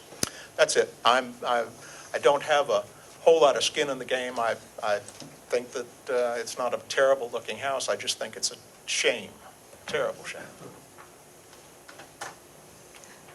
Okay. Todd Verino. Good evening, guys. It's good seeing you again, Mr. Nema, board. I got to tell you, Todd Verino, I'm at 2794 Ashford Road. I'm the next door neighbor to Mr. Paul Boussabier back there. I got to tell you, I hate being here. I hate being here and addressing these issues. So a lot of this started because of 2802 Ashford Road. You guys are great people. We don't have anything against you. Please don't take it that way. This is an issue that we have with the city of Brookhaven, okay? I feel like I'm obligated to be up here today or this evening. Can you please speak into the microphone? To oppose the variance for a couple of reasons. One, when a builder goes after an application or a site plan, Brookhaven has a disclaimer on the bottom that says the builder is responsible for knowing all codes, and it's their responsibility if something goes wrong. So I want to make sure that's enforced, because it's just going to continue to happen if we don't enforce it. The other thing is, on 1122, Mr. Curry over here wrote an opinion on average setbacks for 2802, and he stated that it was only applicable to houses that were within 75 feet of the property in question. And now the staff seems to be making a recommendation in direct opposition of that. So we're creating a double standard here as well. So given these things, it makes me wonder what's next. What precedent are we setting? And what we're telling the builders here is that, one, you don't have to know code, okay?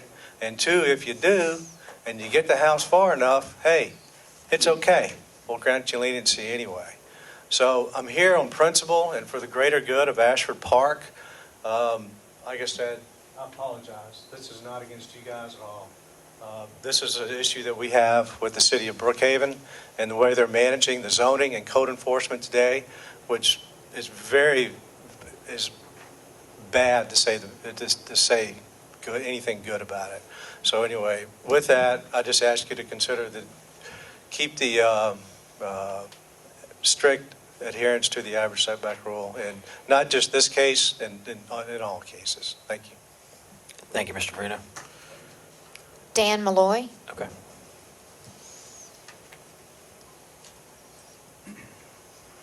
Good evening. Thanks for the time tonight.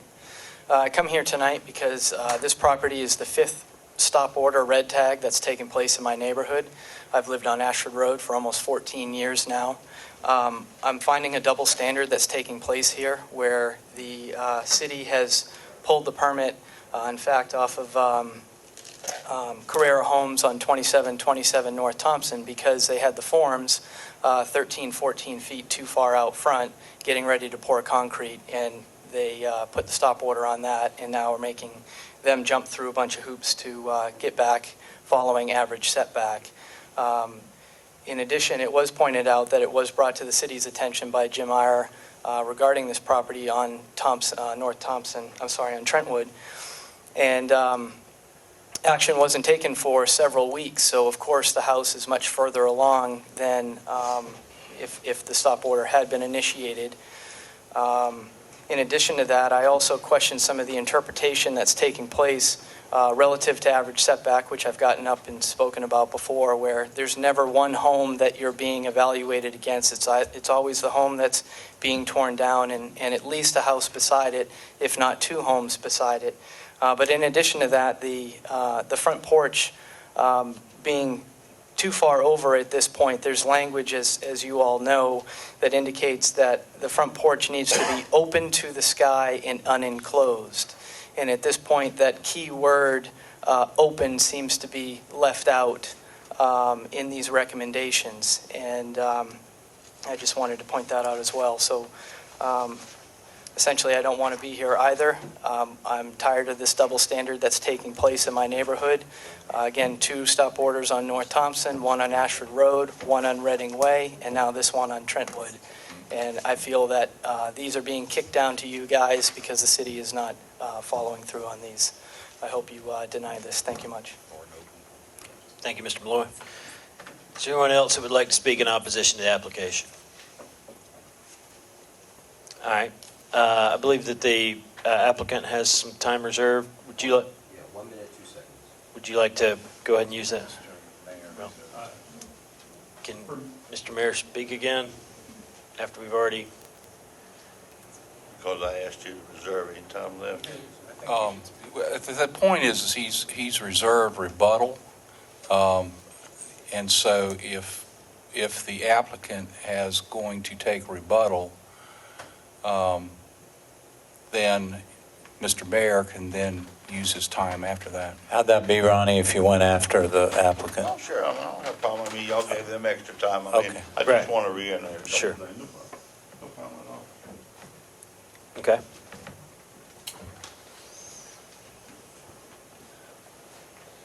I do want to point out a few things real quick. First of all, I want to say that none of the opposition tonight actually lives on the street in question. As mentioned before, we had unanimous support from the people we've met with on Trentwood Place.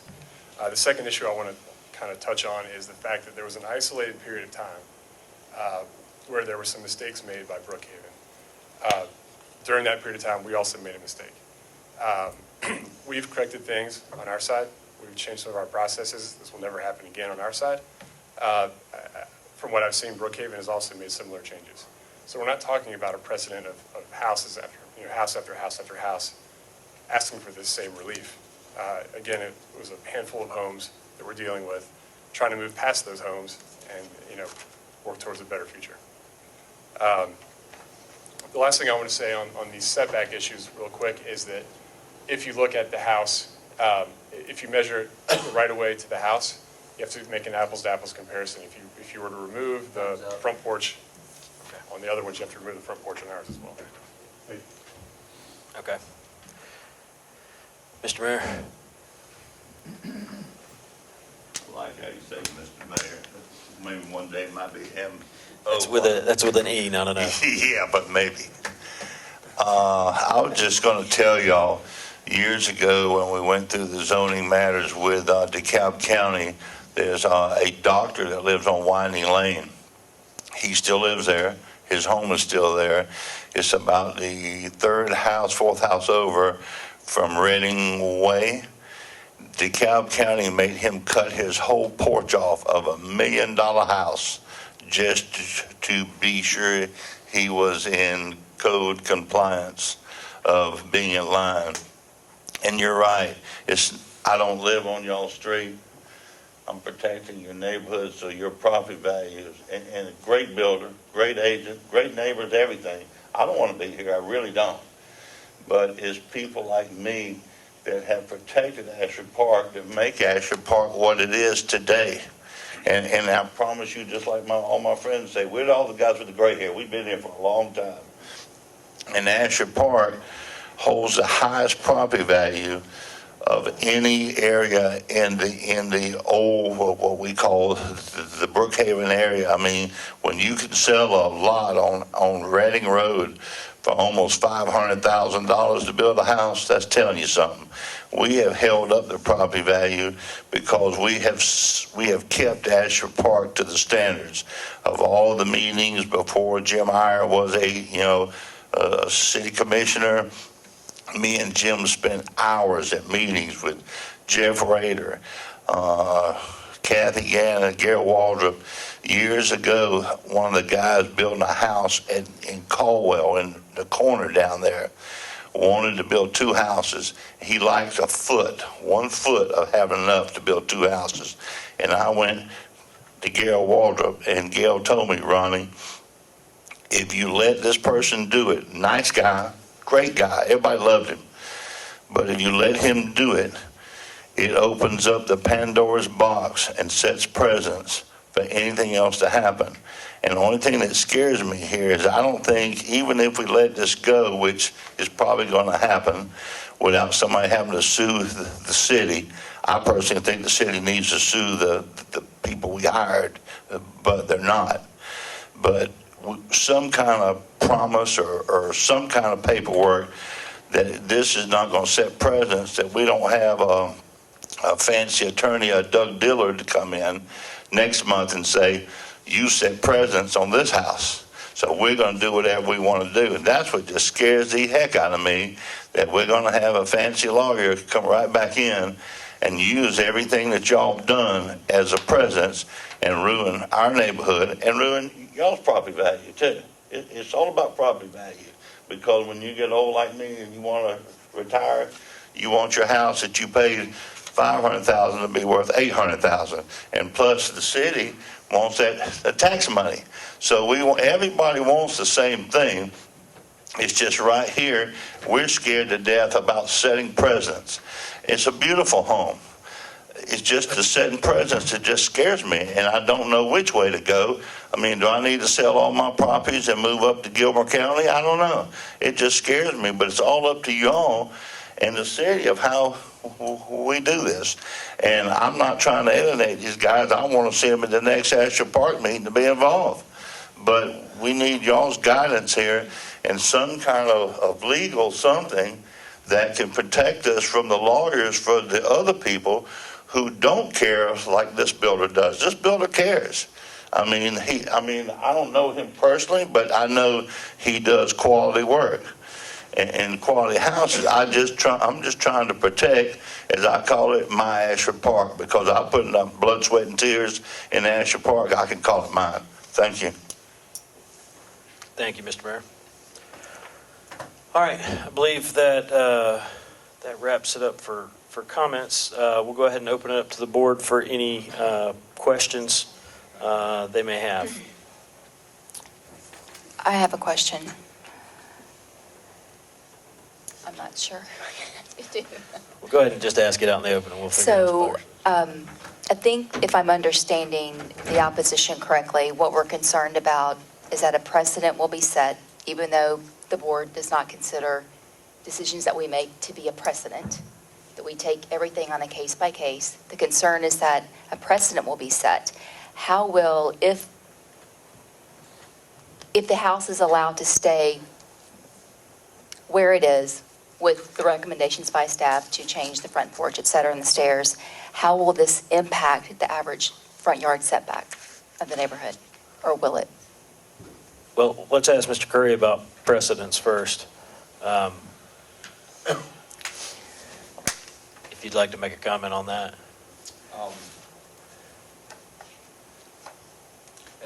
And I disclosed this to you in the work session.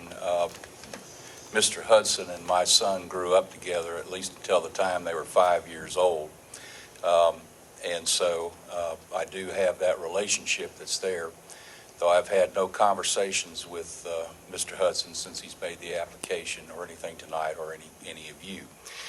Now, as far as precedent goes, Mr. Mayor makes a point.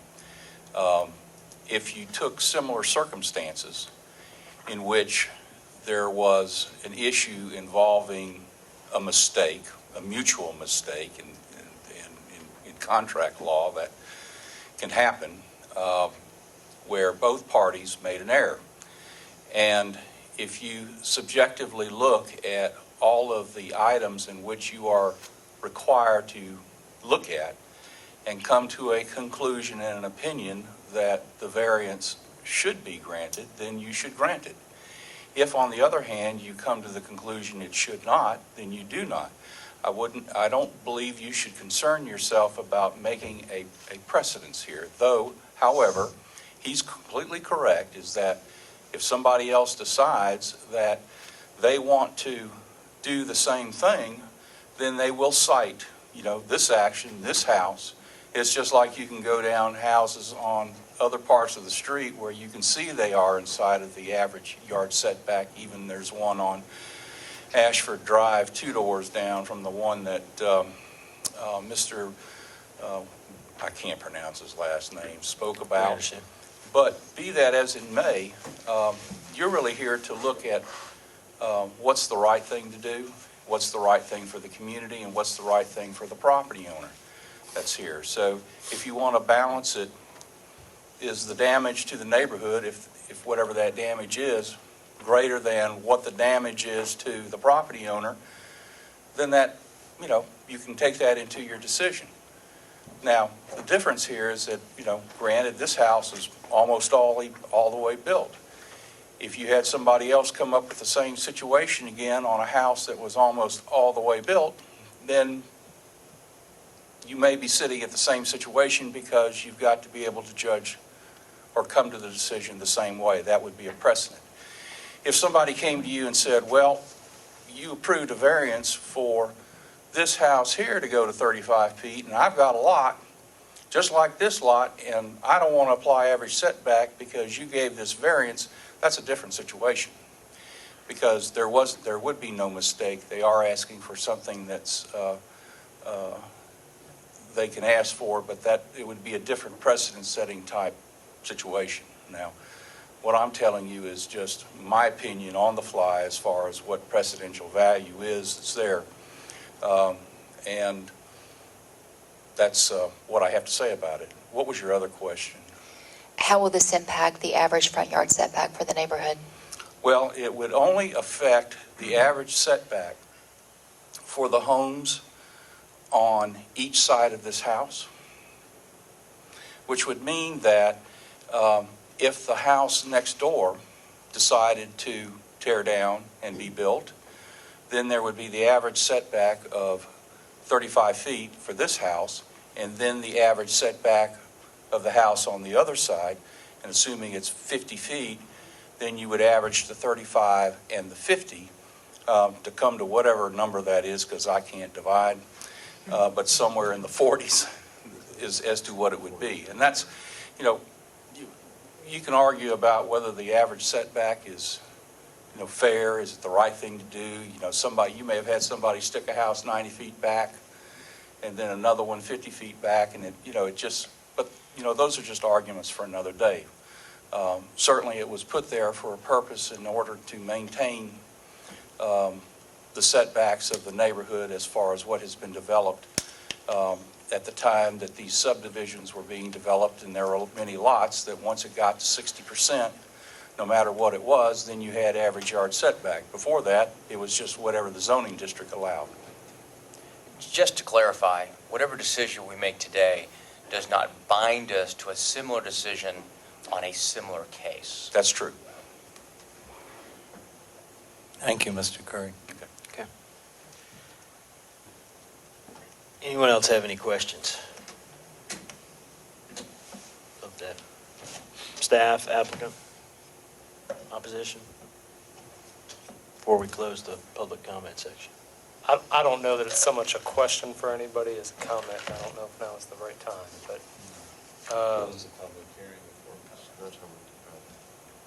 Could there be a question in it? Well, I guess it could be a question of staff, absolutely. I'm struggling with something Mr. Porter pointed out, that first line in the staff report of number 1, by reason of exceptional narrowness, shallowness, or shape of a specific lot, or by reason of exceptional topographic conditions which were not created by the owner or applicant, the strict application of the requirements of this chapter would deprive the property owner of rights and privileges enjoyed by other property owners in the same zoning district. And then line 1 of the staff response, the subject property does not exhibit any issues related to exceptional narrowness, shallowness, or shape of the lot. It strikes me that if the home were not there today, and Mr. Hudson came in and applied for a variance to build the home where it sits today, we as a board would look at the shape of the lot and the topographic situation of the lot, and I believe deny that variance, because there is nothing, from my visit to the site, there is nothing that would prohibit that house from being shifted back. I don't believe that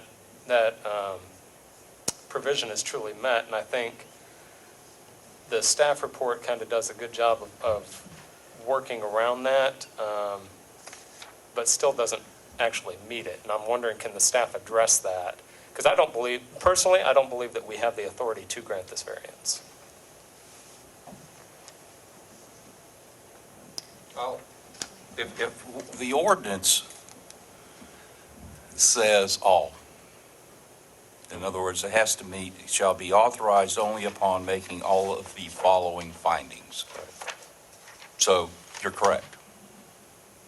Thank you.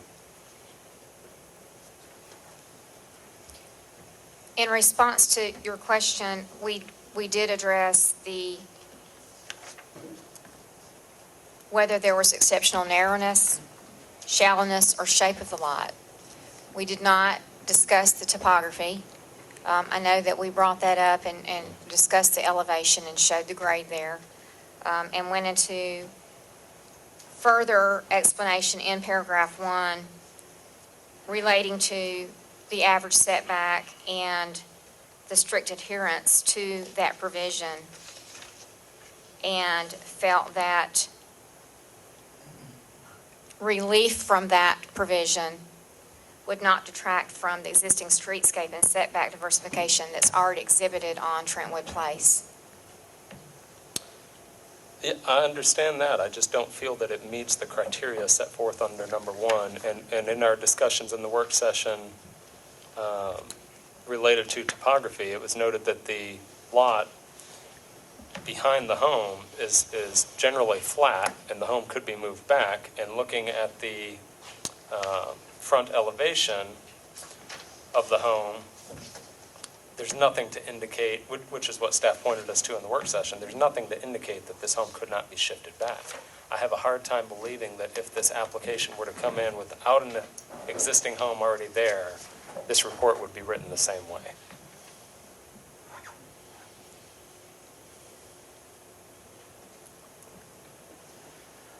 Does anybody else have any questions for staff or the applicant or opposition? Was there any indication that there was any intentional effort to manipulate the setback in the application? None that I'm aware of. I don't really know how to answer your question. I don't think there was ever an intent on anyone's part to manipulate a code requirement, but that's just my opinion. The question was there anything in the application which would lead you to believe that they were doing something to avoid average setback? From the building permit perspective? That's right. Yeah. No.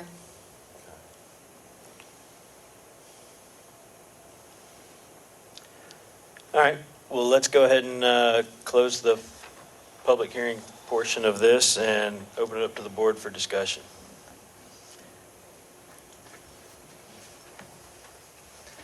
I guess I'll start. Okay. I think we're in a horrible position here that I wish we were not in. I think that the builder is an extremely reputable builder. I think it is an extremely nice home on the property. I think this was a mutual error. I think that the applicant made an error in setting the house off the district standard of 35 feet.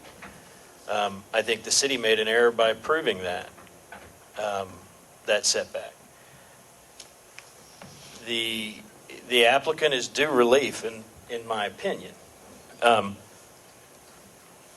Unfortunately, I don't see how we provide it to him. I think that relief is going to have to be provided to him through a different entity.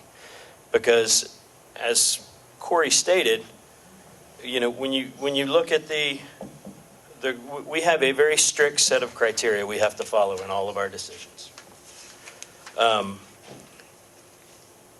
The house is not too narrow, or the lot's not too narrow to fit the house that's on it. There's an additional 35 feet behind the house that it could have been slid back.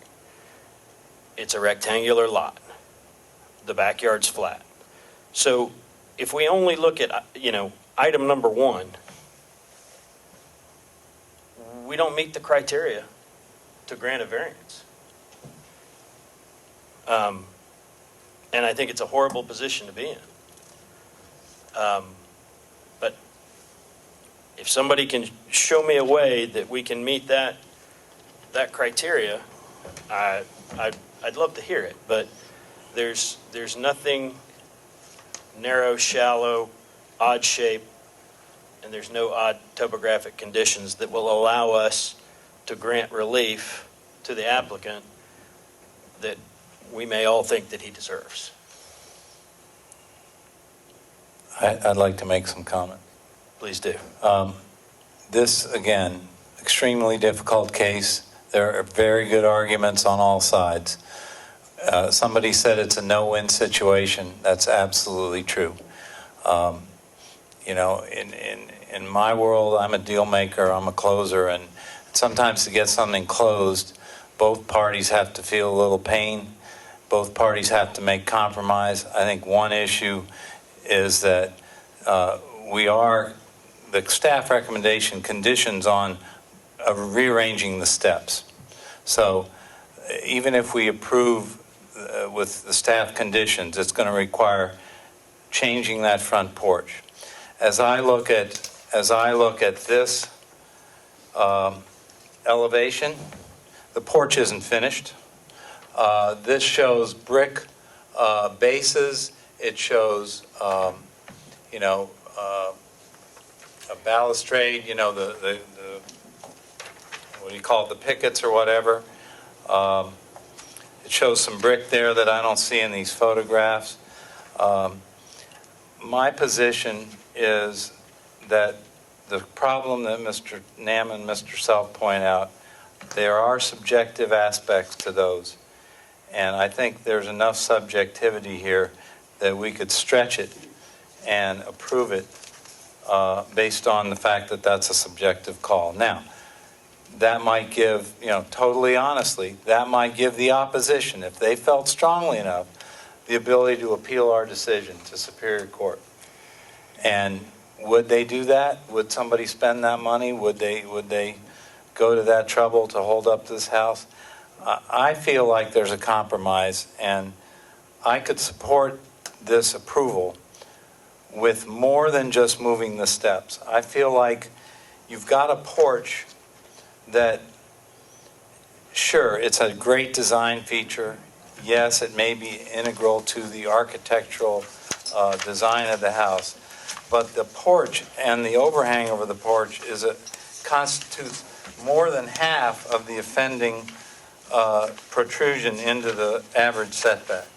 So personally, I feel like if the board wanted to add conditions, I could support it with additional conditions. We've got a condition to move the steps.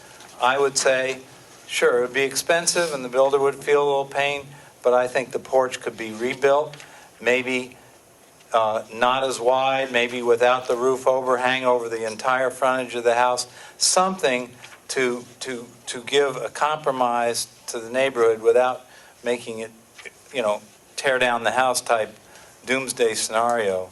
And again, I'm not an engineer or a builder, but you could have a front porch, if you will, that's basically just around the door, doesn't go to the full length of the house.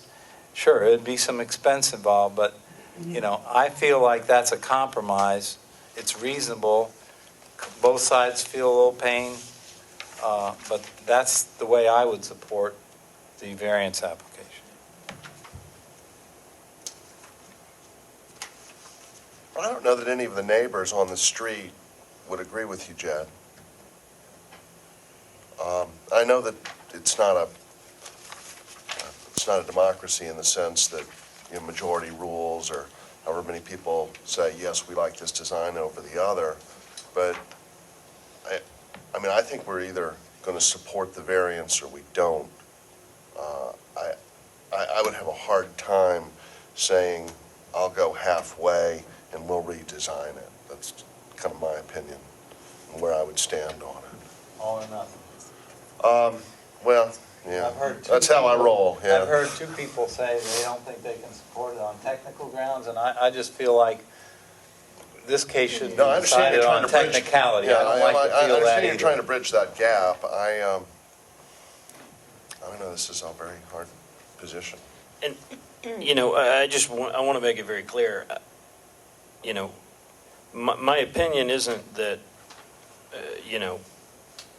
about, hey, if we can split it in half. I'm stating, I don't see how we have the authority to grant this variance. It's a jurisdictional question. Yeah, I think it's a I think- subjective call, and that we do. Yeah, and, I just felt like Mr. Curry's last comment,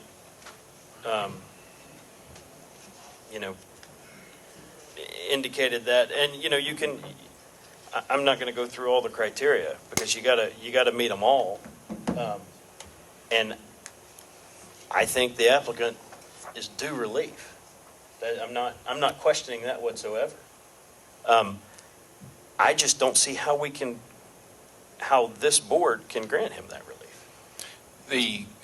You have a topographical map, so, I'm not arguing for or against what you're doing, but just confirming what Mr. Beardsley said, is that it is objective, it's not black or white.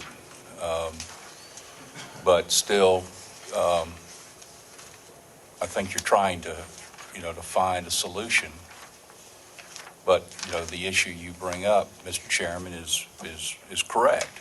And I think, but it gets to the point, would somebody appeal your decision? Would somebody appeal your decision if you did more than do something with the steps? If they took the roof off the porch and or whatever, I mean, or it made the porch shorter, it's, that would still, even, if you passed it, it would still be subject to review by the Superior Court. Sure. Now, what they would have to find is that you abused your discretion as far as what you're doing, but everything in the record that you're saying here is in the record, which would be transcribed and which would be heard by the court. I cannot give you the opinion that it would be an abuse of your discretion if you were to grant this variance. That would have to be something that would have to be argued and have to be determined by the Superior Court. But there's nothing here out of these 5 that aren't subjective. What you're trying to find, or what I think everybody sitting up here is trying to find, is a compromise. And that's part of the process. You don't know, because in order for somebody to even take it to Superior Court, they have to prove standing. They have to prove that there's been an injury to the person as a result of your granting this variance. It very well may not meet that standard at all associated with that, based upon the testimony here that property values are going up anyway. So I'm not trying to discourage you from voting on it, and I'm not trying to encourage you from voting on it. But what I'm saying is that it is a matter that you can consider and go forward with. Okay. Mr. Beardsley, I certainly appreciate the idea that we could find some compromise.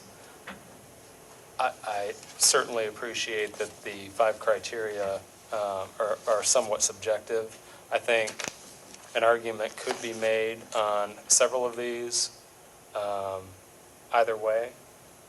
I just really don't see anyone being able to turn that first criteria into a subjective enough criteria that we could argue there is exceptional narrowness, shallowness, or some type of topographical issue on this lot.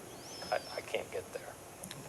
We just have a philosophical difference on this one. And, I'm still seeing, a dozen people in the audience who came here tonight and have been sitting here for almost 3 hours because they're in favor of, getting this thing resolved tonight in a way that can allow this house to be finished and the buyer to move in. I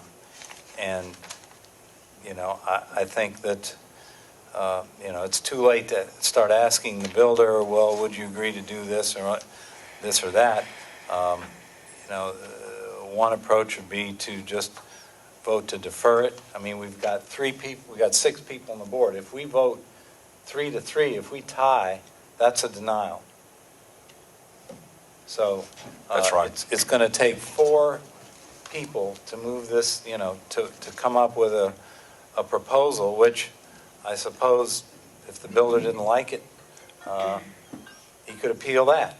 But I just feel like it's a hardship on everybody, and it's up to us to bring some reasonable, calculated discretion to a compromise. It's a shame we can't open it up for discussion again, but that's just me. I'm not a black or white guy. I say let's get to the conclusion in a reasonable way. And I think if we do that, the odds of the opposition saying we abused our discretion and that therefore we're going to appeal it on some technicality, I think is highly unlikely, and I'd be willing to take that risk. What do you think, Hope and Don? I can certainly understand Mr. Nama and Mr. Self's position in item number 1. I think that if we look at the property and there wasn't a house already there, we could not make the argument that there's exceptional narrowness, shallowness, or shape. I think, however, perhaps there's some gray area, and I think that I would agree with everyone here. This is a horrible situation for everyone involved. I don't think any of us would like to be in this situation. It's going to be an unfortunate outcome on either side. I think that it is a gray case, And I think that we have to find a compromise in the grayness. And I think that it's possible if we look at number one, if that's what we're trying to find, if we have to get past, is, if we look at what is provided by other homes in the neighborhood, isn't what staff wrote, in fact, the case? That, let me find the correct language here. 39% of the homes fronting Trentwood Place have a front yard setback less than 39 feet. And of those homes, 54.5% maintain a front yard setback of 36 feet or less. Is that a gray enough area to move this forward?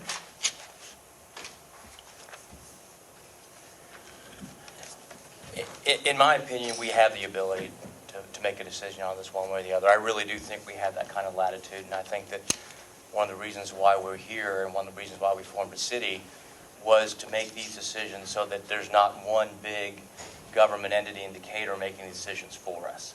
And I think that we need to make decisions that are best for the neighborhoods.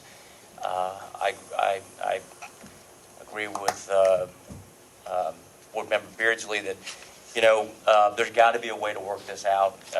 And maybe the builder won't be happy with our solution, but I think there is a way to cut this baby in half and try to make this thing work. But I do fundamentally believe we have the right to make a decision on this. And if the courts want to disagree with us, that's not really what we should be concerned about. We should be concerned about making the best decision for that particular neighborhood, whatever that decision might be. And in my view, I think this builder has done everything they were supposed to do. I think there's, and maybe we can think about some language, but I do think there's got to be a way to work this out, because it'd be a shame to tear down a house because of an issue like this. If we deny it, he can't get a CO. The project stops. I just don't feel good about that, especially with all the neighbors, such a strong percentage of neighborhoods supporting it. We're human beings. That's why we have a 6-7 member board. Mr. Byers, we'd like to hear more from you on which way you're leaning, so we can craft some kind of solution. I think that we do have the jurisdiction to decide this issue. I would be inclined to support it. I would be disinclined to want to get in there and try to redesign the restaurant. Oh, I'm sorry. I was Freudian, because I've been there before. He works in restaurants. I would be disinclined to want to try to redesign the front of the residence. Yeah, the house. We're already making them move the steps, redesign the steps. So. We haven't specified how that would be done. I think that was left up to the applicant to. Right. Yeah, the idea though would be it wouldn't stick out, it would come sideways somehow. Right. Yeah, I think it would come off the side of the porch, most likely. But I don't think that I would go beyond what the staff has recommended in that respect. I would support the variance. You'd support it the way the staff wrote it? Would it be able to be built like the front porch completed like that? No, it wouldn't. The steps, I think what our builder advisor is saying is the steps would have to somehow come off this way. They could also be recessed. Oh, yeah, that's right. You could pull the steps back so that they start at the door and they're surrounded by the porch. Yeah, You just have that's to make probably sure you have enough door clearance. Right. Yeah, you'd have to have a stoop. Yeah. They might have to turn, but yeah, it could be done in a recessed way, right? I wish I could find out whether this brick, does anybody know if this brick is all in place, or is this, I can't see from the picture, is that wood or brick? That's all already brick? Well, like I said in my opening statement, I just feel like the builder could make some more modifications to reduce the impact of the protrusion into the setback by modifying the porch, if you all feel that's too extreme, you know. If I'm a minority of one, that's obviously not going to carry the day, so I'm developing some flexibility.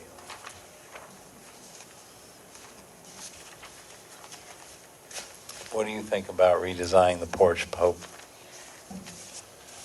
I'd like to talk to the builder about it, but I don't know that we're able to do that at this point. No. Obviously, I think, you know, the house is completed. I think the only leeway we have is the front porch and the entrance.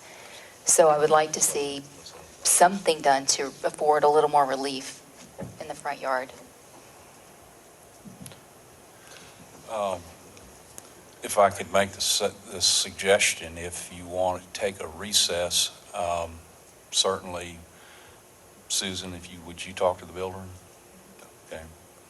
And see what he may suggest. So Susan could talk to the builder in a recess, and then the staff could report back to the board. Yeah. But now that we've He's closed not commenting, he's not can we represented speak by to staff? council, so I can't participate in it. Yeah. I thought we weren't allowed to ask staff any questions anymore.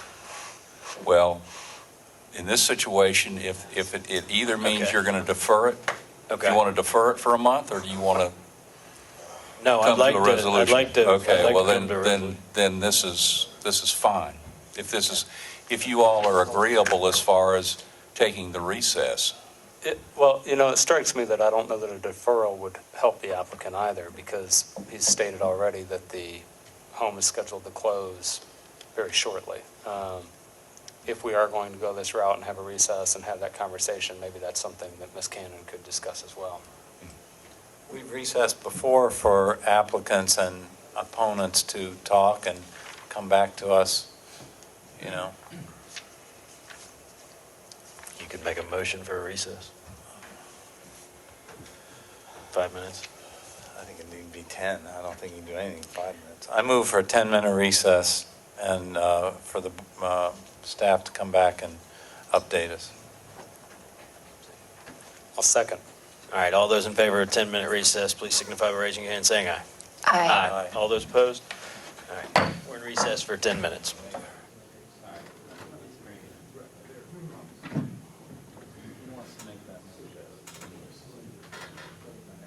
First need to go back in session. All right, I'd like to call our meeting back to order now. I have a motion in consideration of fairness and communication, since we gave the applicant a chance to confer with the staff. After we hear the staff report, I'd like to move that we give the opposition 3 minutes to respond. Okay, do I hear a second? I'll second. All right, any discussion? All right, a motion and a second to allow 3 minutes of public comment for the opposition after we get a updated staff report from Ms. Cannon. All those in favor signify by raising your hand and saying aye. Aye. Aye. All those opposed? All right, the motion passes. Can we get an updated report, please? Yes, I met with the builder, and we have, or he came up with 3 proposals to present to the board for your consideration. A choice of 3? A choice of 3. Okay. The first being the house as is with the covered porch and recessing the stairs. Okay. I'm sorry, would you repeat that? The first choice is, or the first proposal is, keeping the houses as is with the covered porch and with recessing the stairs. Which is in line with the staff That's recommendation. correct. Okay. The second proposal has different components to it, so I may have to repeat it twice. And I would say that the proposal is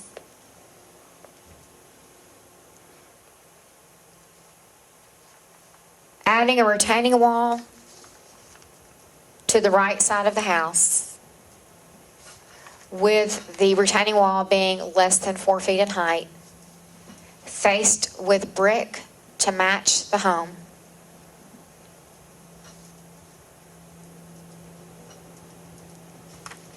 removing the roof over the porch, removing the porch, removing the stairs, creating a gentle sloping path to the front patio.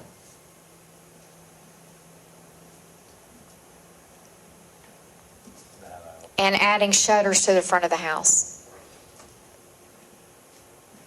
Would you like me to repeat that? Explain the part about the gentle slope to the patio.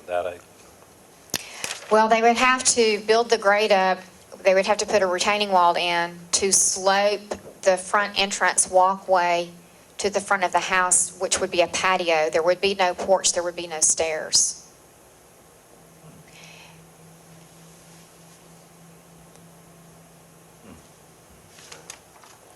And with removing the porch and the roof, the porch with the roof from the front of the house, there would be a need to add the shutters to the front of the house for an additional architectural feature on the home. So let me go over that again.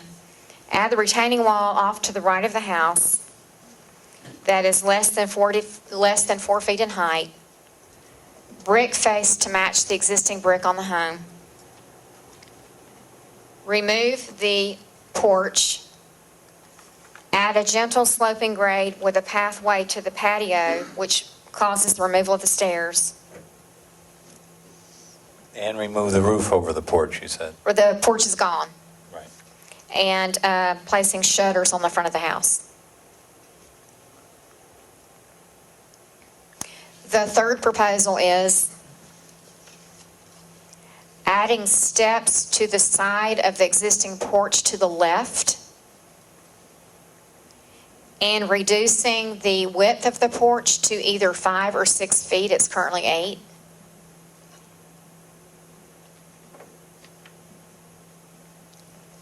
And to either leave the porch covered or to remove the cover and use like an open arbor in place of the roof.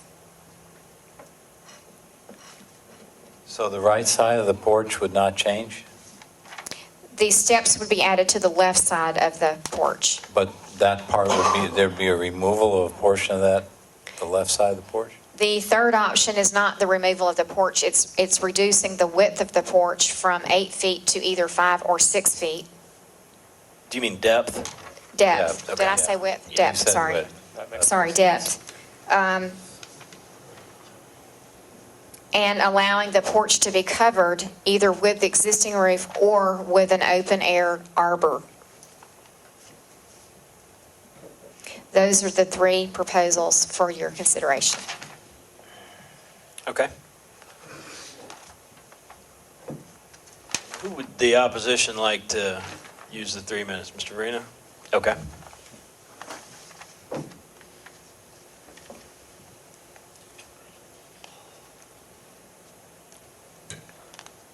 Good evening again.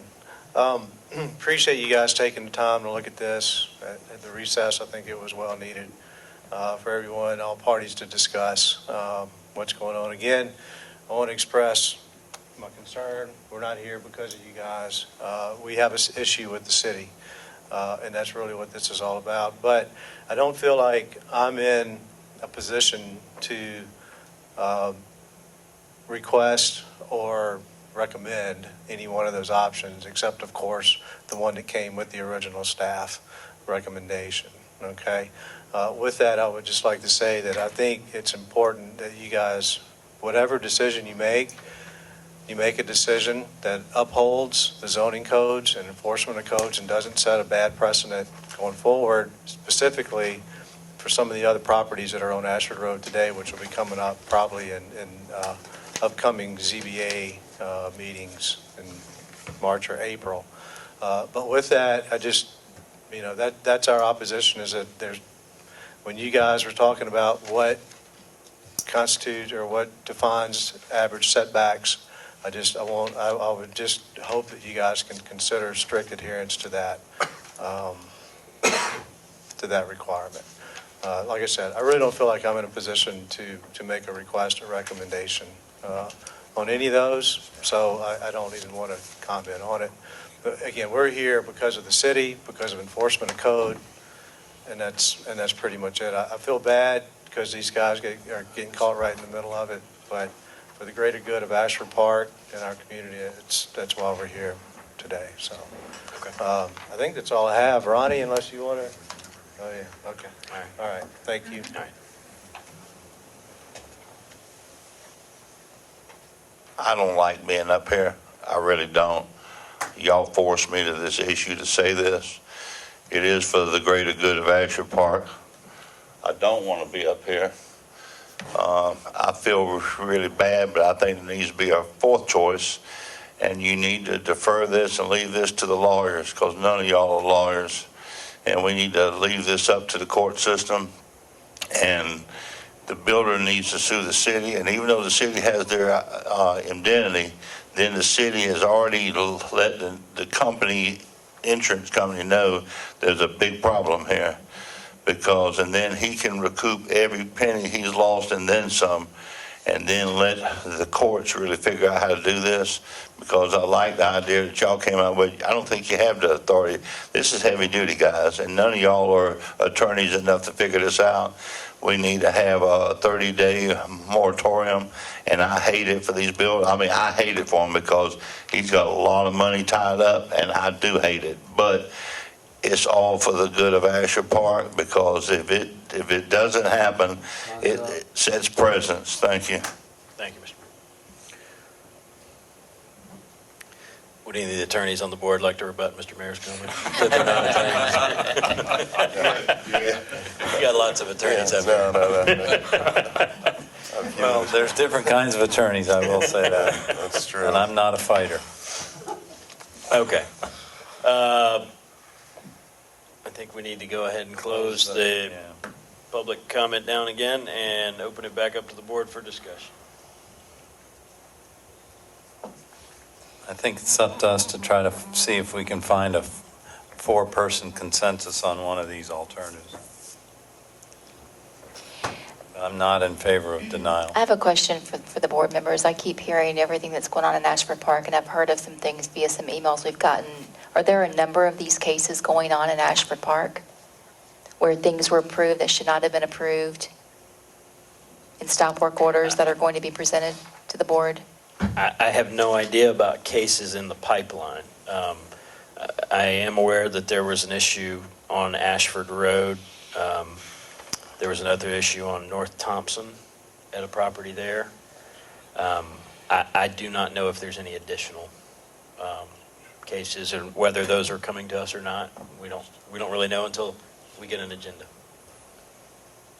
I asked Ms. Cannon a very similar question while we were having a very quick dinner in the back. I don't think the city has actually quantified the amount of cases that might be in the pipeline. They need to look at it further. So you have, just so as far as there's full disclosure, there will be a case that's scheduled for next February in which certain of the property owners of Ashford Park have filed a appeal to this board relative to the city's revocation of a stop work order on 2802 Ashford Road. So, All right. I'll go first since I went first last time, and y'all can poke holes, comment, or whatever. But, the staff, through talking to the applicant, has come up with three choices. I feel that we've done the best job if we take the one that does the greatest to remove the offending encroachment, which is alternative 2. It removes the porch entirely, which constitutes, 8 feet of the encroachment, we're told, maybe a little more if the roof hangs over the porch. So my personal feeling is that that's a generous offer and that we should take it because it does the most to address the problem. I concur.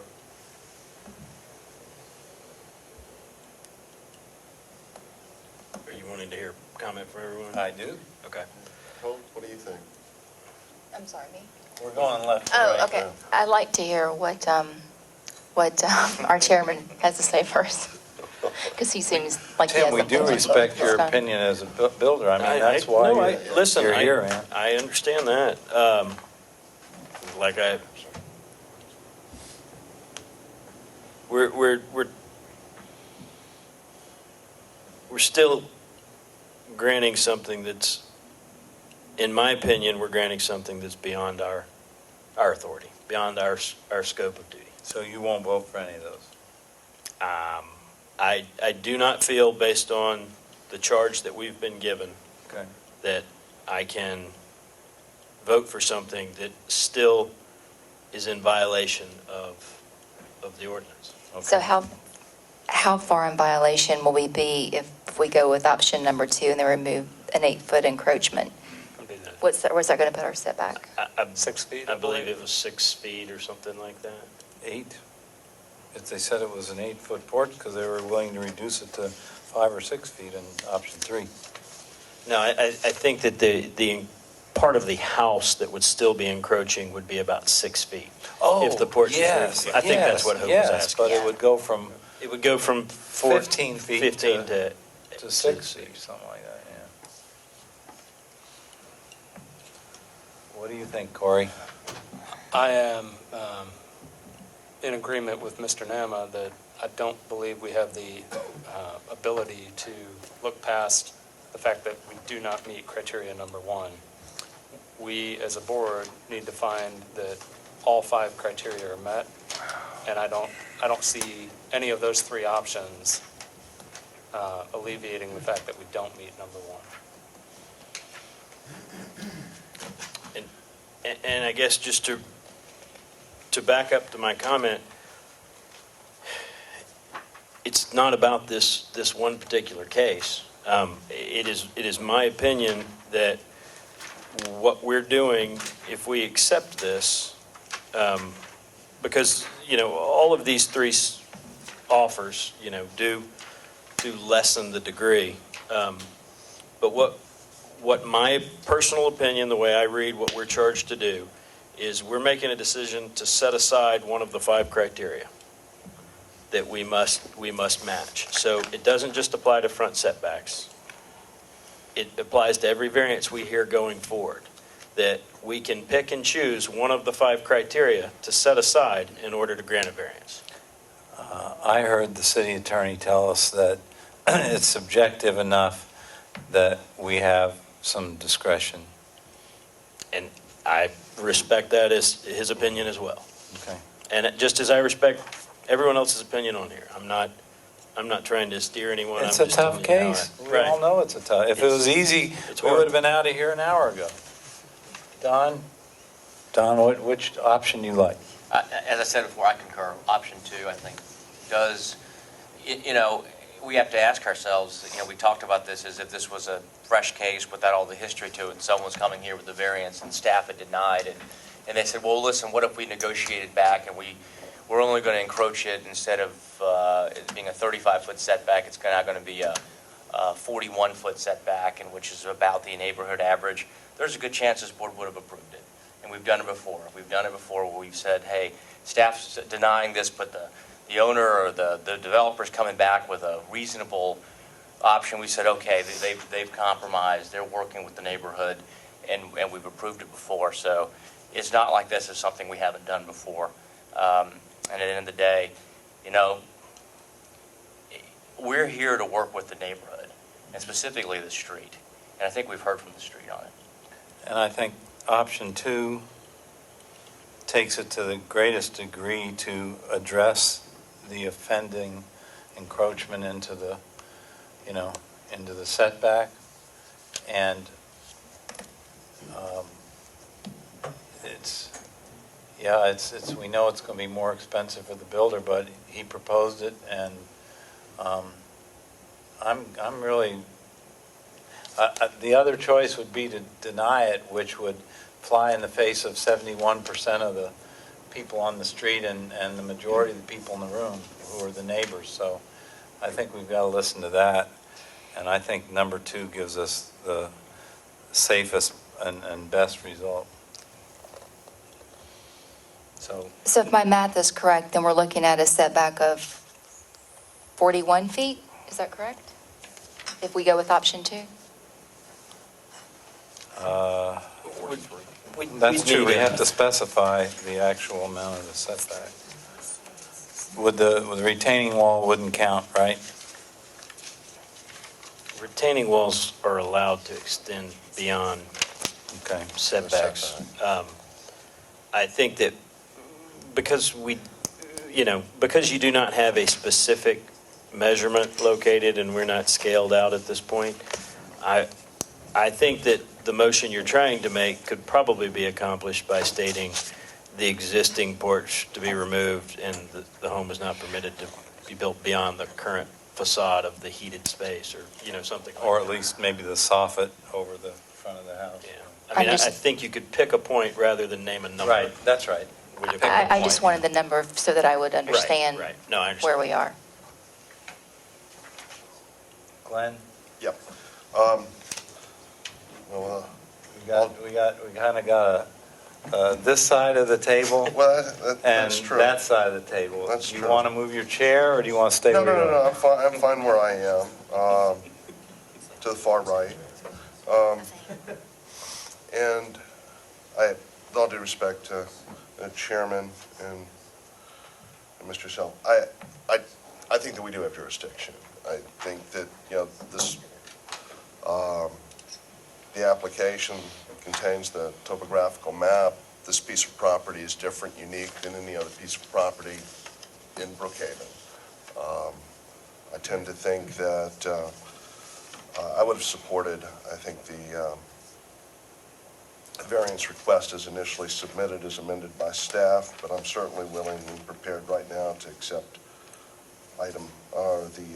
the second Option 2. option that was presented, and think that there's competent and substantial evidence in the record which would support our exercise of our authority to do so. So that's where I weigh in. I'll entertain a motion. Okay, I would like to make a motion. And considering all we've been through, I'm going to recite it kind of chapter and verse, and do my best. In the matter of ZBA case 13-54 for 1569 Trentwood Place, Brookhaven, Georgia, tax parcel 18-241-03-007, application of Harrison Development and Construction LLC to reduce the average front yard setback from 50.45 feet to 35.6 feet. I move that we accept or approve this variance request with the staff conditions 1 and 2 and the additional conditions, and actually the reduction in the setback would not be to a stated number of feet, but to the existing front of the current structure, excluding, not counting the porch and the roof over the porch. Those conditions, in addition to staff recommendations 1 and 2, would be that the applicant be able to add a retaining wall faced with brick to the right side in the general area where the porch sits right now, that retaining wall not to exceed 4 feet, that they remove the porch structure itself and the roof over the porch, except to the extent that the retaining wall stays in place or is created. So they would be removing the stairs as well that are currently there. They would add shutters. They would add shutters to the architectural facade, and that they build up the grade of the front lot to meet the front door so that there would be no stairs and no porch, rather a stoop, if you will, coming off the front door. Patio. patio. Just as a point of clarification, as far as accepting recommendation 2, you need to modify that by striking the existing sentences, the first 2 sentences in number 2, and substituting it for what your motion is. True. I'm I think sorry. you could strike number 2 altogether, could you not? Yeah. Well, you still, unless, including your motion, unless you've done so already, as Okay, far as the revised site plan and. I continue my motion to strike the first 2 sentences of staff recommendation 2. So everything I said, plus 1, plus the revised site plan will be subject to review and approval of the community development director prior to issuance of a revised building permit, and certainly prior to the issuance of a CO. Second. You want to restate? Yeah, please. We have, so, right now we have a motion and a second for ZBA 13-54 for Harrison Development Construction to reduce an average front yard setback based upon the conditions stipulated in the motion, and we have a second. Any discussion? All right. All those in favor of the approval of the motion as stated, please signify by raising your hand and saying aye. Aye. All those opposed? Nay. Nay. All right, the motion passes 4-2. All right, I'd like to thank everybody for bearing with us tonight, and I'd like to adjourn this meeting. Second.